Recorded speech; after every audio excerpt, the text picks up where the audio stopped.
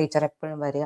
ഇനിയും ഒരുപാട് കുട്ടികൾക്ക് പ്രചോദനം നൽകാനും ഗൈഡായി പ്രവർത്തിക്കാനും സന്ധ്യ ടീച്ചർക്ക് കഴിയട്ടെ എന്ന് ആശംസിച്ചുകൊണ്ട് പ്രസന്റേഷൻ ചെയ്യാൻ വേണ്ടി സന്ധ്യ ടീച്ചറെ ക്ഷണിക്കുന്നു. Over to Sandhya. Thank you. Thank you Sindhu teacher. ബഹുമാനപ്പെട്ട VC സർ, നമ്മുടെ ഏറ്റവും പ്രിയപ്പെട്ട doctor Deepa, Sindhu teacher, Shiny teacher, Manoj sir, മറ്റ് എല്ലാ വാക്വിത് VC അംഗങ്ങളെ, പ്രിയപ്പെട്ട കുട്ടികൾ എത്ര പേരുണ്ടെന്ന് അറിയില്ല, എല്ലാവർക്കും നമസ്കാരം. സുസ്മിത ടീച്ചറും ജോയിൻ ചെയ്തിട്ടുണ്ട്. എല്ലാവർക്കും നമസ്കാരം. കേൾക്കുന്നില്ല? എന്റെ സൗണ്ട് കേൾക്കാമല്ലോ? കേൾക്കാം, ക്ലിയർ ആണ്. അപ്പോ നമ്മുടെ ഒരു ആമുഖമായിട്ട് തന്നെ നമ്മുടെ സുസ്മിത ടീച്ചർ വളരെ നല്ല രീതിയിൽ കുട്ടികൾക്ക് ഈ കാര്യങ്ങൾ ഷെയർ ചെയ്തിട്ടുണ്ട്. അതിനുശേഷം NK ഗോവിന്ദൻ സാറ് വളരെ വിശദമായിട്ട് എന്താണ് ഒരു പ്രോജക്റ്റ് എന്നും എങ്ങനെയാണ് ഇത് ചെയ്യേണ്ടത് എന്നും വിശദമാക്കി തന്നിട്ടുണ്ട്. അശ്വഘോഷ് ആണെങ്കിൽ അതിമനോഹരമായി സ്വന്തം അനുഭവം, ദേശീയ തലത്തിലേക്ക് എത്തിയ കുട്ടിയാണ്, അവന്റെ അനുഭവം കുട്ടികൾക്ക് വളരെ ഇൻസ്പയറിംഗ് ആയിട്ട് പറഞ്ഞു കൊടുത്തിട്ടുണ്ട്. അതിന്റെ ഒരു പിന്തുടർച്ച എന്ന നിലയിൽ മാത്രം എൻ്റെ ഒരു എളിയ പ്രവർത്തനത്തിന്റെ ഫലമായിട്ട് എനിക്ക് കിട്ടിയ അനുഭവങ്ങൾ മാത്രം ഞാനിവിടെ ഷെയർ ചെയ്യാണ്. അതോടൊപ്പം കുട്ടികൾ എങ്ങനെയാണ് ഒരു പ്രോജക്റ്റ് റിപ്പോർട്ട് തയ്യാറാക്കുക, അതിനാണ് എൻ്റെ ക്ലാസ്സിന്റെ സ്ട്രെസ് എന്നാണ് എനിക്ക് തോന്നുന്നത്. അപ്പൊ റിപ്പോർട്ട് തയ്യാറാക്കുന്ന രീതി തെറ്റാവാത്ത രീതിയിൽ, നല്ല രീതിയിൽ ഒരു ജഡ്ജ്മെന്റിന് വെക്കാൻ പറ്റുന്ന പോലെ ഒരു പ്രോജക്റ്റ് തയ്യാറാക്കുന്നതാണ് ഞാൻ ഇന്നിവിടെ അവതരിപ്പിക്കുന്നത്. പ്രസന്റേഷൻ ഒന്നുമില്ല, വാക്ക് മാത്രം. അപ്പൊ നമ്മളൊരു പഴയ ഒരു കഥയുണ്ട്, ഒരു ഐതിഹ്യ കഥയാണ്. ചരക മഹർഷി കേട്ടിട്ടുണ്ടാവും, കുട്ടികൾ കേട്ടിട്ടുണ്ടാവും. ചരകനാണ് നമ്മുടെ ആയുർവേദത്തിന്റെ പിതാവ് എന്നറിയപ്പെടുന്നത്. അപ്പം അദ്ദേഹത്തിന്റെ പേരിലുള്ള ഒരു കഥയാണ്. ഞാനും ചെറിയ പ്രായത്തിലൊക്കെ എൻ്റെ ഒരു സംസ്കൃത മാഷാണ് എനിക്കിത് പറഞ്ഞു തന്നത്. അപ്പൊ അദ്ദേഹത്തിന് കീഴില് ശിഷ്യത്വം കിട്ടാൻ വേണ്ടിയിട്ട് ധ്രുവൻ എന്ന് പറയുന്ന ഒരു രാജകുമാരൻ അദ്ദേഹത്തിന്റെ അടുത്തെത്തി. എന്നിട്ട് അദ്ദേഹത്തോട് പറഞ്ഞു, എനിക്ക് ഔഷധം ഉണ്ടാക്കുന്നതിനെ പറ്റിയിട്ട്, അല്ലെ വൈദ്യശാസ്ത്രം അതിനെ പറ്റി പഠിക്കാൻ താല്പര്യമുണ്ട് എന്ന് പറഞ്ഞു. അപ്പോ ചരകൻ പറഞ്ഞു, എന്താണ് ഇത്രയും താല്പര്യം ഉണ്ടാവാൻ കാരണം? അപ്പൊ കൊട്ടാരത്തിൽ ഇങ്ങനെ പല രോഗികളെയും വൈദ്യന്മാര് ശുശ്രൂഷിക്കുന്നത് കണ്ടിട്ടുണ്ട്. അവർക്ക് രോഗപീഠ മൂലം ബുദ്ധിമുട്ടുന്ന അവരെ വൈദ്യന്മാരെ സഹായിച്ചിട്ട് അവർക്ക് ആശ്വാസമേകുന്നത് കണ്ടിട്ടുണ്ട്. അതുകൊണ്ടാണ് എനിക്ക് വൈദ്യശാസ്ത്രത്തിൽ താല്പര്യം. എനിക്ക് ചരകന്റെ കീഴില് ശിഷ്യപ്പെടാൻ ആഗ്രഹമുണ്ടെന്ന് പറഞ്ഞു. അപ്പൊ ചരകൻ പറഞ്ഞു, ശരി, ഒരു പ്രീ ടെസ്റ്റ് എന്ന നിലയിൽ, അന്ന് പ്രീ ടെസ്റ്റ് ഒന്നുമില്ല, അത് നമ്മളിപ്പോ പറയുന്നതാണ്, ഔഷധ ഗുണമില്ലാത്ത കുറച്ച് സസ്യങ്ങൾ കൊണ്ടുവരിക. അതാണ് ചരകൻ ഈ ശിഷ്യനാവാൻ വന്ന ആൾക്ക് കൊടുത്ത ഒരു പ്രീ ടെസ്റ്റ്. അത് എങ്ങനെ ചെയ്യുമെന്നൊക്കെ ധ്രുവന് ഭയങ്കര വിഷമം ഉണ്ടായിരുന്നു. എന്നാലും നോക്കാം, ഗുരു പറഞ്ഞ കാര്യല്ലേ, അന്വേഷിക്കാം. നിനക്ക് ആവുന്നത്രയും സമയമെടുത്ത് അന്വേഷിച്ച് ഔഷധ ഗുണമില്ലാത്ത സസ്യങ്ങൾ കൊണ്ടുവരണം എന്ന് പറഞ്ഞു. സാവധാനം, വളരെ പെട്ടെന്നല്ല, സാവധാനം സമയമെടുത്ത് ചെയ്യാനാണ് പറഞ്ഞത്. അങ്ങനെ ധ്രുവൻ കൊട്ടാരത്തിലേക്ക് മടങ്ങി ഒരുപാട് ആലോചിച്ചു. അതിനുശേഷം ഇത് ഔഷധ ഗുണമില്ലാത്ത സസ്യങ്ങളെ കണ്ടെത്തണമെങ്കിൽ ചുറ്റുപാടുമുള്ള സസ്യങ്ങളെ അറിയണം. അതിനുവേണ്ടി ആദ്യം ചെയ്തത് അവിടെയുള്ള കൊട്ടാരം ഗുരുവിനോട് ചോദിച്ചു, എന്ത് ചെയ്യണം? അപ്പൊ പറഞ്ഞു, ഇവിടെ ഒരുപാട് താളിയോല ഗ്രന്ഥങ്ങളുണ്ട്, പുസ്തകങ്ങളുണ്ട്, അതൊക്കെ ഒന്ന് വായിച്ചു നോക്കൂ, അതിലുള്ള പിന്നെ അറിവുകൾ എന്താണെന്ന് മനസ്സിലാക്കൂ എന്ന് പറഞ്ഞു. അങ്ങനെ ധ്രുവൻ അന്ന് മുതൽ തന്നെ ആരംഭം തുടങ്ങി. കൊട്ടാരത്തിലുള്ള താളിയോല ഗ്രന്ഥങ്ങളും പുസ്തകങ്ങളും ഒക്കെ മറിച്ചു നോക്കി, അതിൽ എടുത്ത കുറിപ്പുകളൊക്കെ വായിച്ചു നോക്കി മനസ്സിലാക്കി, അതോടൊപ്പം അതിൽ പരാമർശിച്ചിട്ടുള്ള സസ്യങ്ങളെയൊക്കെ ചുറ്റുപാടും അന്വേഷിച്ച് കണ്ടുപിടിക്കാൻ തുടങ്ങി. കൂടുതൽ ഇതിനെക്കുറിച്ച് അറിവ് കിട്ടാൻ വേണ്ടി അടുത്തുള്ള വൈദ്യന്മാരെയൊക്കെ അന്വേഷിച്ചു സമീപിച്ചു. അതുപോലെ തന്നെ പാരമ്പര്യ വൈദ്യന്മാര് ഉണ്ടാവും, അവരെയൊക്കെ അന്വേഷിച്ചു. അങ്ങനെ കണ്ടുപിടിച്ച് ആ ഒരു ലോകം കുറേശ്ശെ വിശാലമായി. ഈ ചെയ്യുന്ന കാര്യങ്ങളൊക്കെ തന്നെയും മറന്നു പോകാൻ സാധ്യതയുള്ളത് കൊണ്ട് പുസ്തകങ്ങളിൽ എഴുതി വെച്ചു. ക്രമേണ പുസ്തകങ്ങളിൽ കുറേശ്ശെയായിട്ട് എഴുതി വെച്ചു. അതിനുശേഷം അടുത്തത് ഇനി സസ്യങ്ങളെ കണ്ടെത്തുന്നതിനുള്ള ഒരു ശ്രമമാണ്. അതിനുവേണ്ടി ഓരോ ദിവസവും 10-15 ഒരു നിശ്ചിത എണ്ണം സസ്യങ്ങളെ ചുറ്റുപാടു നിന്നും തേടി കണ്ടെത്തി അതിനെക്കുറിച്ചും ഈ താളിയോല ഗ്രന്ഥങ്ങളിലും അതുപോലെ തന്നെ വൈദ്യന്മാരുടെ അടുക്കുന്നും കിട്ടിയ അറിവുകളൊക്കെ ഇങ്ങനെ താരതമ്യം ചെയ്തുകൊണ്ട് അങ്ങനെ നോക്കി പോകും. ഓരോ മാസം കഴിയും തോറും ധ്രുവന് മനസ്സിലായി, ഞാൻ നോക്കുന്ന എല്ലാ സസ്യങ്ങൾക്കും ഒന്നല്ലെങ്കിൽ വേറൊരു തരത്തിലുള്ള ഔഷധ ഗുണമുണ്ട്. അങ്ങനെ 1 വർഷം കഴിഞ്ഞു. 1 വർഷത്തോളം ഇങ്ങനെ ഇത് അന്വേഷണം തുടർന്നുകൊണ്ടേയിരുന്നു. അപ്പോഴൊക്കെ ഈ അയാളുടെ മനസ്സിൽ രൂപപ്പെട്ട ഈ ഒരു ആശയം, അതായത് ചുറ്റുപാടും കാണുന്ന എല്ലാ സസ്യങ്ങൾക്കും ഒന്നല്ലെങ്കിൽ വേറൊരു തരത്തിൽ ഔഷധ ഗുണമുണ്ട് എന്നുള്ള ആ ഒരു ചിന്ത വർദ്ധിച്ചുകൊണ്ടേയിരുന്നു.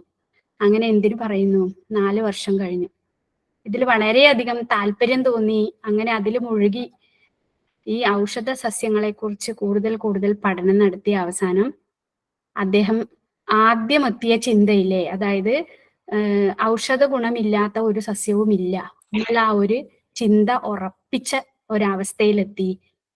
അദ്ദേഹം മെല്ലെ തിരിച്ച് ചരകന്റെ അടുത്തെത്തി. 4 വർഷത്തിന് ശേഷം ചരകന്റെ അടുത്തെത്തിയിട്ട് പറഞ്ഞു, ഗുരു, അങ്ങ് തന്ന ഒരു ചോദ്യത്തിൽ എനിക്ക് പരാജയം സംഭവിച്ചു. കാരണം ഔഷധ ഗുണമില്ലാത്ത ഒരു സസ്യത്തെ പോലും എനിക്ക് കണ്ടെത്താൻ കഴിഞ്ഞില്ല. ഞാൻ ഒരുപാട് സസ്യങ്ങളെ അന്വേഷിച്ചു. അപ്പോ അദ്ദേഹം ചോദിച്ചു, എങ്ങനെയാ നിനക്കത് മനസ്സിലായത്? നീ എങ്ങനെ അത് കണ്ടെത്തിയത്? ഔഷധ സസ്യ ഗുണമില്ലാത്ത ഒരു സസ്യം പോലും ഇല്ല എന്ന് നീ എങ്ങനെയാ കണ്ടെത്തിയത് എന്ന് ചോദിച്ചു. അപ്പൊ പറഞ്ഞു, ഞാൻ അന്ന് ഇവിടുന്ന് പോയത് മുതൽ ഇതിനെക്കുറിച്ച് ആലോചനയിലായിരുന്നു. ഒരുപാട് താളിയോല ഗ്രന്ഥങ്ങൾ റെഫർ ചെയ്തു, പുസ്തകങ്ങൾ വായിച്ചു. അങ്ങനെ ചുറ്റുപാടുമുള്ള വൈദ്യന്മാരോടും, കൊട്ടാരം വൈദ്യന്മാരോടും, നാട്ടുവൈദ്യന്മാരോടും, ഒറ്റമൂലി വൈദ്യന്മാരോടും ഒക്കെ അന്വേഷിച്ചു. ചുറ്റുപാടുമുള്ള സസ്യങ്ങളെ നിരീക്ഷിച്ചു. അങ്ങനെ എനിക്ക് മനസ്സിലായി, ഞാനൊരു ആശയത്തിലെത്തി. അതായത് ഔഷധ വീര്യമില്ലാത്ത, ഗുണമില്ലാത്ത ഒരു സസ്യം പോലും ഇല്ല എന്ന്. അങ്ങനെ ക്രമേണ ഒരു 4 വർഷത്തിന് ശേഷം ഏകദേശം എനിക്ക് മനസ്സിലായി, ഔഷധ സസ്യമില്ലാത്ത ഒരു സസ്യം പോലും, ഔഷധ ഗുണമില്ലാത്ത ഒരു സസ്യം പോലും ഇല്ല എന്ന്. അപ്പോ ചരകൻ ചിരിച്ചുകൊണ്ട് പറഞ്ഞു, നിന്റെ കോഴ്സ് ഏതാണ്ട് പൂർത്തിയായിട്ടുണ്ട്. ഇനി നിനക്ക് കുറച്ച് പ്രായോഗിക ജ്ഞാനം മാത്രമേ വേണ്ടൂ. അത് നമുക്ക് ഇവിടെ നിന്ന് മരുന്നുണ്ടാക്കുന്നതിലും അങ്ങനെയുള്ള കാര്യങ്ങളിലും ഒക്കെ ഇടപെട്ടുകൊണ്ട് ചെയ്യാമെന്ന് പറഞ്ഞു.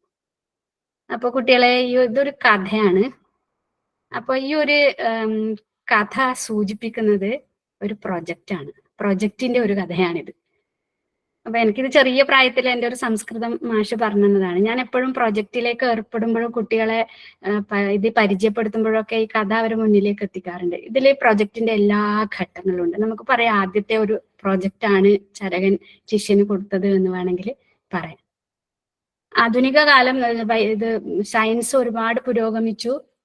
പ്രോജക്റ്റ് മെത്തേഡ് എന്ന് പറയുന്ന ഒരു സ്റ്റഡി തന്നെ ടീച്ചിങ്ങിൽ ആവിഷ്കരിച്ചു. അത് ആവിഷ്കരിച്ചത് ജോൺ ഡ്യൂയി എന്ന് പറയുന്ന ശാസ്ത്രജ്ഞനാണ്. പിന്നീട് വില്യം ഹേർഡ് കിൽപാട്രിക് അത് പ്രചാരത്തിൽ വരുത്തുകയും ചെയ്തു.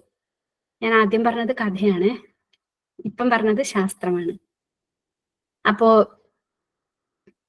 നമുക്ക് എന്താണ് പ്രോജക്റ്റ് എന്നുള്ളത് ചുരുക്കി, ഈ ഒരു ഇപ്പൊ പറഞ്ഞ കഥയുടെ ബേസിൽ തന്നെ എന്താണ് പ്രോജക്റ്റ് എന്ന് ചുരുക്കി ഒന്ന് വിവരിക്കാം. അതിനുശേഷം നമുക്ക് ഒരു റിപ്പോർട്ടിലേക്ക് എത്താം. അപ്പൊ ആദ്യം ഒരു പ്രോജക്റ്റ് ചെയ്യുന്ന ഒരാൾക്ക് നല്ല ഒരു മോട്ടിവേഷൻ ഉണ്ടാവണം. ഈ ധ്രുവന് ആദ്യം തന്നെ എനിക്ക് വൈദ്യശാസ്ത്രം പഠിക്കണം എന്നുള്ള ഒരു ചിന്ത, ഒരു മോട്ടിവേഷൻ സ്വമേധയാ അദ്ദേഹത്തിന്റെ താമസ സ്ഥലത്ത് നിന്ന് ഉണ്ടായിട്ടുണ്ട്. സെൽഫ് മോട്ടിവേറ്റഡ് ആണ്. നമ്മൾക്ക് മുന്നിലുണ്ടാവുന്ന കുട്ടികൾ, അതായത് പ്രൊജക്റ്റ് ചെയ്യുന്ന നിങ്ങളെ പോലുള്ള കുട്ടികൾക്കൊക്കെയും വേണ്ടത് ഒരു സെൽഫ് മോട്ടിവേഷൻ ആണ്. ഇങ്ങോട്ട് സമീപിക്കണം, അതായത് അധ്യാപകരെ സമീപിക്കണം. അധ്യാപകർ നിങ്ങളടുത്ത് വന്ന് ഒരു പ്രോജക്റ്റ് ചെയ്യൂ എന്ന് പറയുകയല്ല, മറിച്ച് ഞങ്ങൾക്ക് കൂടുതൽ ഏതെങ്കിലും ഒരു വിഷയത്തെക്കുറിച്ച് കൂടുതൽ പഠിക്കണം എന്ന് അധ്യാപകരുടെ അടുത്തേക്ക് വരികയാണ് ആദ്യമായിട്ട് വേണ്ടത്. സെൽഫ് മോട്ടിവേഷൻ ഉണ്ടാവണം. മോട്ടിവേഷൻ ഉണ്ടായിക്കഴിഞ്ഞാൽ നിങ്ങൾക്ക് നിങ്ങളുടെ അധ്യാപകരെ സമീപിക്കാം. ഇതിന് സഹായിക്കാൻ പറ്റുന്ന അധ്യാപകർ ആരൊക്കെയാണ് എന്ന് കണ്ടെത്തി അവരെ സമീപിക്കാം. അതിനുശേഷം നമ്മൾ എന്താണ് ചെയ്യേണ്ടത് എന്നുള്ള ഒരു ചോദ്യം മനസ്സിലേക്ക് വരണം. എന്തായിരിക്കണം? അതിന് ചിലപ്പോൾ നിങ്ങളുടെ ഗൈഡ് നിങ്ങളെ സഹായിക്കും. അതല്ലെങ്കിൽ സ്വമേധയാ തന്നെ മനസ്സിൽ പിന്നെ പുറമേ നമ്മൾ കാണുന്ന നമ്മുടെ ചുറ്റുപാടുമുള്ള എന്തെങ്കിലും ഒരു പ്രശ്നം നമ്മളെ മനസ്സിൽ ആലോചിച്ച് നമ്മളെ അത് ഉറക്കം കെടുത്തുന്ന രീതിയിൽ നമ്മളെ അലോസരപ്പെടുത്തുകയാണെങ്കിൽ അതൊരു വിഷയമായി എടുത്ത് അതിനെക്കുറിച്ച് കൂടുതൽ പഠിക്കാം. അതല്ലെങ്കിൽ നമ്മൾക്ക് പറ്റുന്ന വിഷയം എന്താണെന്ന് ഗൈഡിനോട് ചോദിച്ച് മനസ്സിലാക്കി നമ്മളത് കണ്ടെത്താം. അതിനുശേഷം നമ്മുടെ ധ്രുവൻ ചെയ്തത് മാതിരി തന്നെ ആശയം കിട്ടിക്കഴിഞ്ഞാൽ അതിനെ കൂടുതൽ മനസ്സിലിട്ട് ആലോചിച്ച് അതിനെക്കുറിച്ച് കൂടുതൽ വിവര ശേഖരണം നടത്തണം. അതിനാണ് പുസ്തകങ്ങൾ വായിക്കേണ്ടത്. റിവ്യൂ ഓഫ് ലിറ്ററേച്ചർ എന്ന് പറയും. ഇതുമായിട്ട് നമ്മള് പഠന വിധേയമാക്കുന്ന വിഷയവുമായി ബന്ധപ്പെട്ട പഠനങ്ങൾ മുൻപ് നടന്നിട്ടുണ്ടെങ്കിൽ അത്, അല്ലെങ്കിൽ ആ വിഷയത്തെക്കുറിച്ച് കൂടുതൽ അറിയുന്നതിന് വേണ്ടി കുറച്ചു കാലം എടുത്തിട്ടെങ്കിലും, ഇന്നത്തെ കാലഘട്ടത്തിൽ ഒരു പ്രോജക്റ്റ് എന്ന് പറയുമ്പോൾ ഒരു 2-3 മാസം കൊണ്ട് ചെയ്യുന്നതാണെങ്കിൽ ആദ്യത്തെ ഒരു 2 ആഴ്ച പുസ്തകങ്ങൾ വായിക്കാൻ ഇതുമായിട്ട് ബന്ധപ്പെട്ട നമുക്കിന്ന് ഒരുപാട് സാധ്യതകളുണ്ട്. പണ്ടത്തെ പോലെ താളിയോല ഗ്രന്ഥമൊന്നും മറിച്ച് നോക്കേണ്ട ആവശ്യമില്ല. ഇഷ്ടം പോലെ സ്കൂളിലായാലും അല്ലാത്ത ലൈബ്രറികളായാലും പുസ്തകങ്ങളുണ്ട്. അതേപോലെ തന്നെ മാസികകളുണ്ട്, ആനുകാലികങ്ങളുണ്ട്. ഇതൊന്നും കൂടാതെ ഏറ്റവും വിരൽത്തുമ്പിൽ തന്നെ വിജ്ഞാനം ഇങ്ങനെ നിറഞ്ഞു നിൽക്കുന്ന ഒരു അവസ്ഥയുണ്ട്. AI ഉണ്ട്. ChatGPT-യിലൊക്കെ ചോദിച്ചു കഴിഞ്ഞാൽ ഇഷ്ടം പോലെ കിട്ടും. കുറെ തെറ്റായിരിക്കും, തെറ്റുള്ളതും നമ്മൾ കറക്റ്റ് ചെയ്തിട്ട് വേണം മുന്നോട്ട് പോകാൻ വേണ്ടിയിട്ട്. അപ്പൊ അങ്ങനെ ഒരുപാട് സ്രോതസ്സുകൾ ഇന്നുണ്ട്. ഇപ്പൊ വിവരശേഖരണം നടത്തുക. വിവരശേഖരണം നടത്തി കൂടുതൽ അത് ശരിയാണോ തെറ്റാണോ, ഈ എല്ലാ ആർജിച്ച വിവരങ്ങളും ശരിയാവണമെന്നില്ല. അതിനെക്കുറിച്ച് കൂടുതൽ അറിയുന്നതിന് വേണ്ടി നമുക്ക് പലരെയുമായിട്ട് ഇന്റർവ്യൂ നടത്താം. ധ്രുവനും ചെയ്തത് അങ്ങനെയാണ്. കഥയിൽ ഒരുപാട് പേരെ ഇന്റർവ്യൂ നടത്തി ഇതുമായിട്ട് ഈ വിഷയവുമായിട്ട് ബന്ധപ്പെട്ട് പ്രവർത്തിക്കുന്ന ആൾക്കാരെ സമീപിച്ച് അവരോട് കൂടുതൽ കാര്യങ്ങൾ ആരായുക, അവരോട് അന്വേഷിക്കുക, അങ്ങനെയുള്ള കാര്യങ്ങളൊക്കെ ചോദിച്ച് മനസ്സിലാക്കുക. പിന്നെ അതുപോലെ തന്നെ ഇതുമായിട്ട് നമ്മള് മനസ്സിലുള്ള വിഷയവുമായിട്ട് ബന്ധപ്പെട്ടിട്ടുള്ള എന്തെങ്കിലും നിർമ്മാണശാലകൾ ഉണ്ടെങ്കിൽ അവിടെ സന്ദർശിച്ച് കാര്യങ്ങൾ കൂടുതൽ, ഔഷധമാണെങ്കിൽ ഔഷധ നിർമ്മാണശാലകൾ, അല്ലെങ്കിൽ മറ്റുള്ള പിന്നെ ഗവേഷണങ്ങൾ നടത്തുന്ന, പരീക്ഷണങ്ങൾ നടത്തുന്ന ചെറിയ ചെറിയ ലാബുകളോ അങ്ങനെ എന്തെങ്കിലും ഉണ്ടെങ്കിൽ അവിടെ പോയിട്ട് കാര്യങ്ങൾ കൂടുതൽ കണ്ട് മനസ്സിലാക്കുക, ചെയ്ത് മനസ്സിലാക്കുക. പിന്നീട് ചെയ്യാൻ പറ്റുന്നതാണ് സർവേ. അതാണ് ഞാൻ പറഞ്ഞത്, ഓരോ ദിവസവും ഓരോ പിന്നെ നിശ്ചിത എണ്ണം ചെടികൾ നോക്കിയെടുത്ത് അത് ഗ്രന്ഥങ്ങളുമായിട്ട് വിശകലനം ചെയ്തു എന്നൊക്കെ പറഞ്ഞില്ലേ, അതൊരു തരം സർവേ മെത്തേഡാണ്. അപ്പൊ സർവേ അത് പ്ലാന്റ്സിലാവാം, അനിമൽസിലാവാം, ജനങ്ങളിലാവാം. സർവേ ചെയ്യുമ്പോൾ ശ്രദ്ധിക്കേണ്ട ഒരു കാര്യം എന്ന് വെച്ചാല് ഇങ്ങനെ വെറുതെ തോന്നിയ പോലെ അങ്ങനെ സർവേ ചെയ്യാൻ പാടില്ല. നമ്മുടെ വിഷയമായിട്ട് ബന്ധപ്പെട്ട് കിടക്കുന്ന ഒരു പോപ്പുലേഷൻ എടുക്കണം. ഇപ്പൊ ഉദാഹരണത്തിന് ഒരു പഞ്ചായത്തിലെ എന്തെങ്കിലും ഒരു വിഷയമാണ് നമ്മൾ പിന്നെ ചെയ്യുന്നതെങ്കിൽ ആ പഞ്ചായത്തിൽ ഇപ്പം ഒരു 20 വാർഡ് ഉണ്ടെന്ന് വിചാരിക്കാം. ആ 20 വാർഡിലെയും മൊത്തം അംഗങ്ങളെ ഒരു 1000 ആൾക്കാരുണ്ടെങ്കിൽ അതിന്റെ ഒരു 10% ഒരു പെർസെൻറ്റേജ് വെച്ചിട്ട് ഒരു സാമ്പിൾ, ഇതിന് സാമ്പിളിംഗ് എന്നാണ് പറയാ. ഇതൊക്കെ സിസ്റ്റമാറ്റിക് ആയിട്ട് വരുന്നതാണ്, സയന്റിഫിക് ആണ്. അപ്പൊ ഒരു പോപ്പുലേഷനിൽ ഒരു സാമ്പിളിനെ നമ്മൾ സർവേ ചെയ്യാൻ വേണ്ടി എടുക്കുക. ഇനി പ്ലാന്റ്സിലാണെങ്കിൽ അതിന് കുറെ മെത്തേഡുകൾ ഉണ്ട്, ക്വാഡ്രേറ്റ്സ് മെത്തേഡ് എന്നൊക്കെ പറഞ്ഞിട്ട് മെത്തേഡുകൾ. ആ മെത്തേഡുകൾ സയന്റിഫിക് ആയിട്ടുള്ള മെത്തേഡുകൾ അന്വേഷിച്ച് കണ്ടെത്തി ആ മെത്തേഡിലാണ് ഈ സാമ്പിൾ കളക്ഷനും സർവേയും ചെയ്യേണ്ടത്. സോയിലൊക്കെ കളക്ട് ചെയ്യണമെങ്കിൽ നമ്മളിപ്പോ ഒരു ഫീൽഡിലുള്ള സോയിൽ പിന്നെ ചെയ്യുന്നുണ്ടെങ്കിൽ, സോയിലിന്റെ പരീക്ഷണങ്ങളാണ് ചെയ്യുന്നതെങ്കിൽ സോയിൽ എടുക്കുന്നതിന് ഒരു നിശ്ചിത രീതിയുണ്ട്. കണ്ടമാനം ഇങ്ങനെ പോയി മണ്ണ് വാരിയപ്പോൾ മേൽമണ്ണൊക്കെ മാറ്റിയിട്ട് ഒരു V ആകൃതിയിൽ കട്ടുണ്ടാക്കി ആ കട്ടിലുള്ള മണ്ണ്, ആ കുഴിയിലുള്ള മണ്ണ് എടുത്ത് മാറ്റിയതിന് ശേഷം സൈഡിൽ ഇങ്ങനെ സ്ലൈസ് ആയിട്ട് അരിഞ്ഞെടുത്തിട്ട് വേണം ചെയ്യാൻ. അത് ഒരു സ്ഥലത്ത് നിന്നല്ല എടുക്കുക, അതിന്റെ 4 മൂലകളിൽ നിന്നും എടുത്ത് മിക്സ് ചെയ്തിട്ട് വേണം പിന്നെ അതിനെ ക്വാഡ്രേറ്റ് മെത്തേഡിൽ സെപ്പറേറ്റ് ചെയ്തിട്ട് വേണം സോയിൽ സാമ്പിൾ എടുക്കാൻ വേണ്ടിയിട്ട്. അല്ലാതെ വെറുതെ പോയിട്ട് ഒരു പിടി മണ്ണ് വരുന്ന രീതിയല്ല. വെള്ളം എടുക്കുമ്പോഴും അങ്ങനെ തന്നെ. അപ്പൊ സാമ്പിൾ കളക്ഷനും സർവേയും ഒക്കെ ചെയ്യുമ്പം വളരെ ശാസ്ത്രീയമായിട്ട് വേണം ചെയ്യാൻ വേണ്ടിയിട്ട്. തോന്നിയ പോലെ ഇങ്ങനെ എടുത്താൽ അത് സക്സസ് ആവണമെന്നില്ല.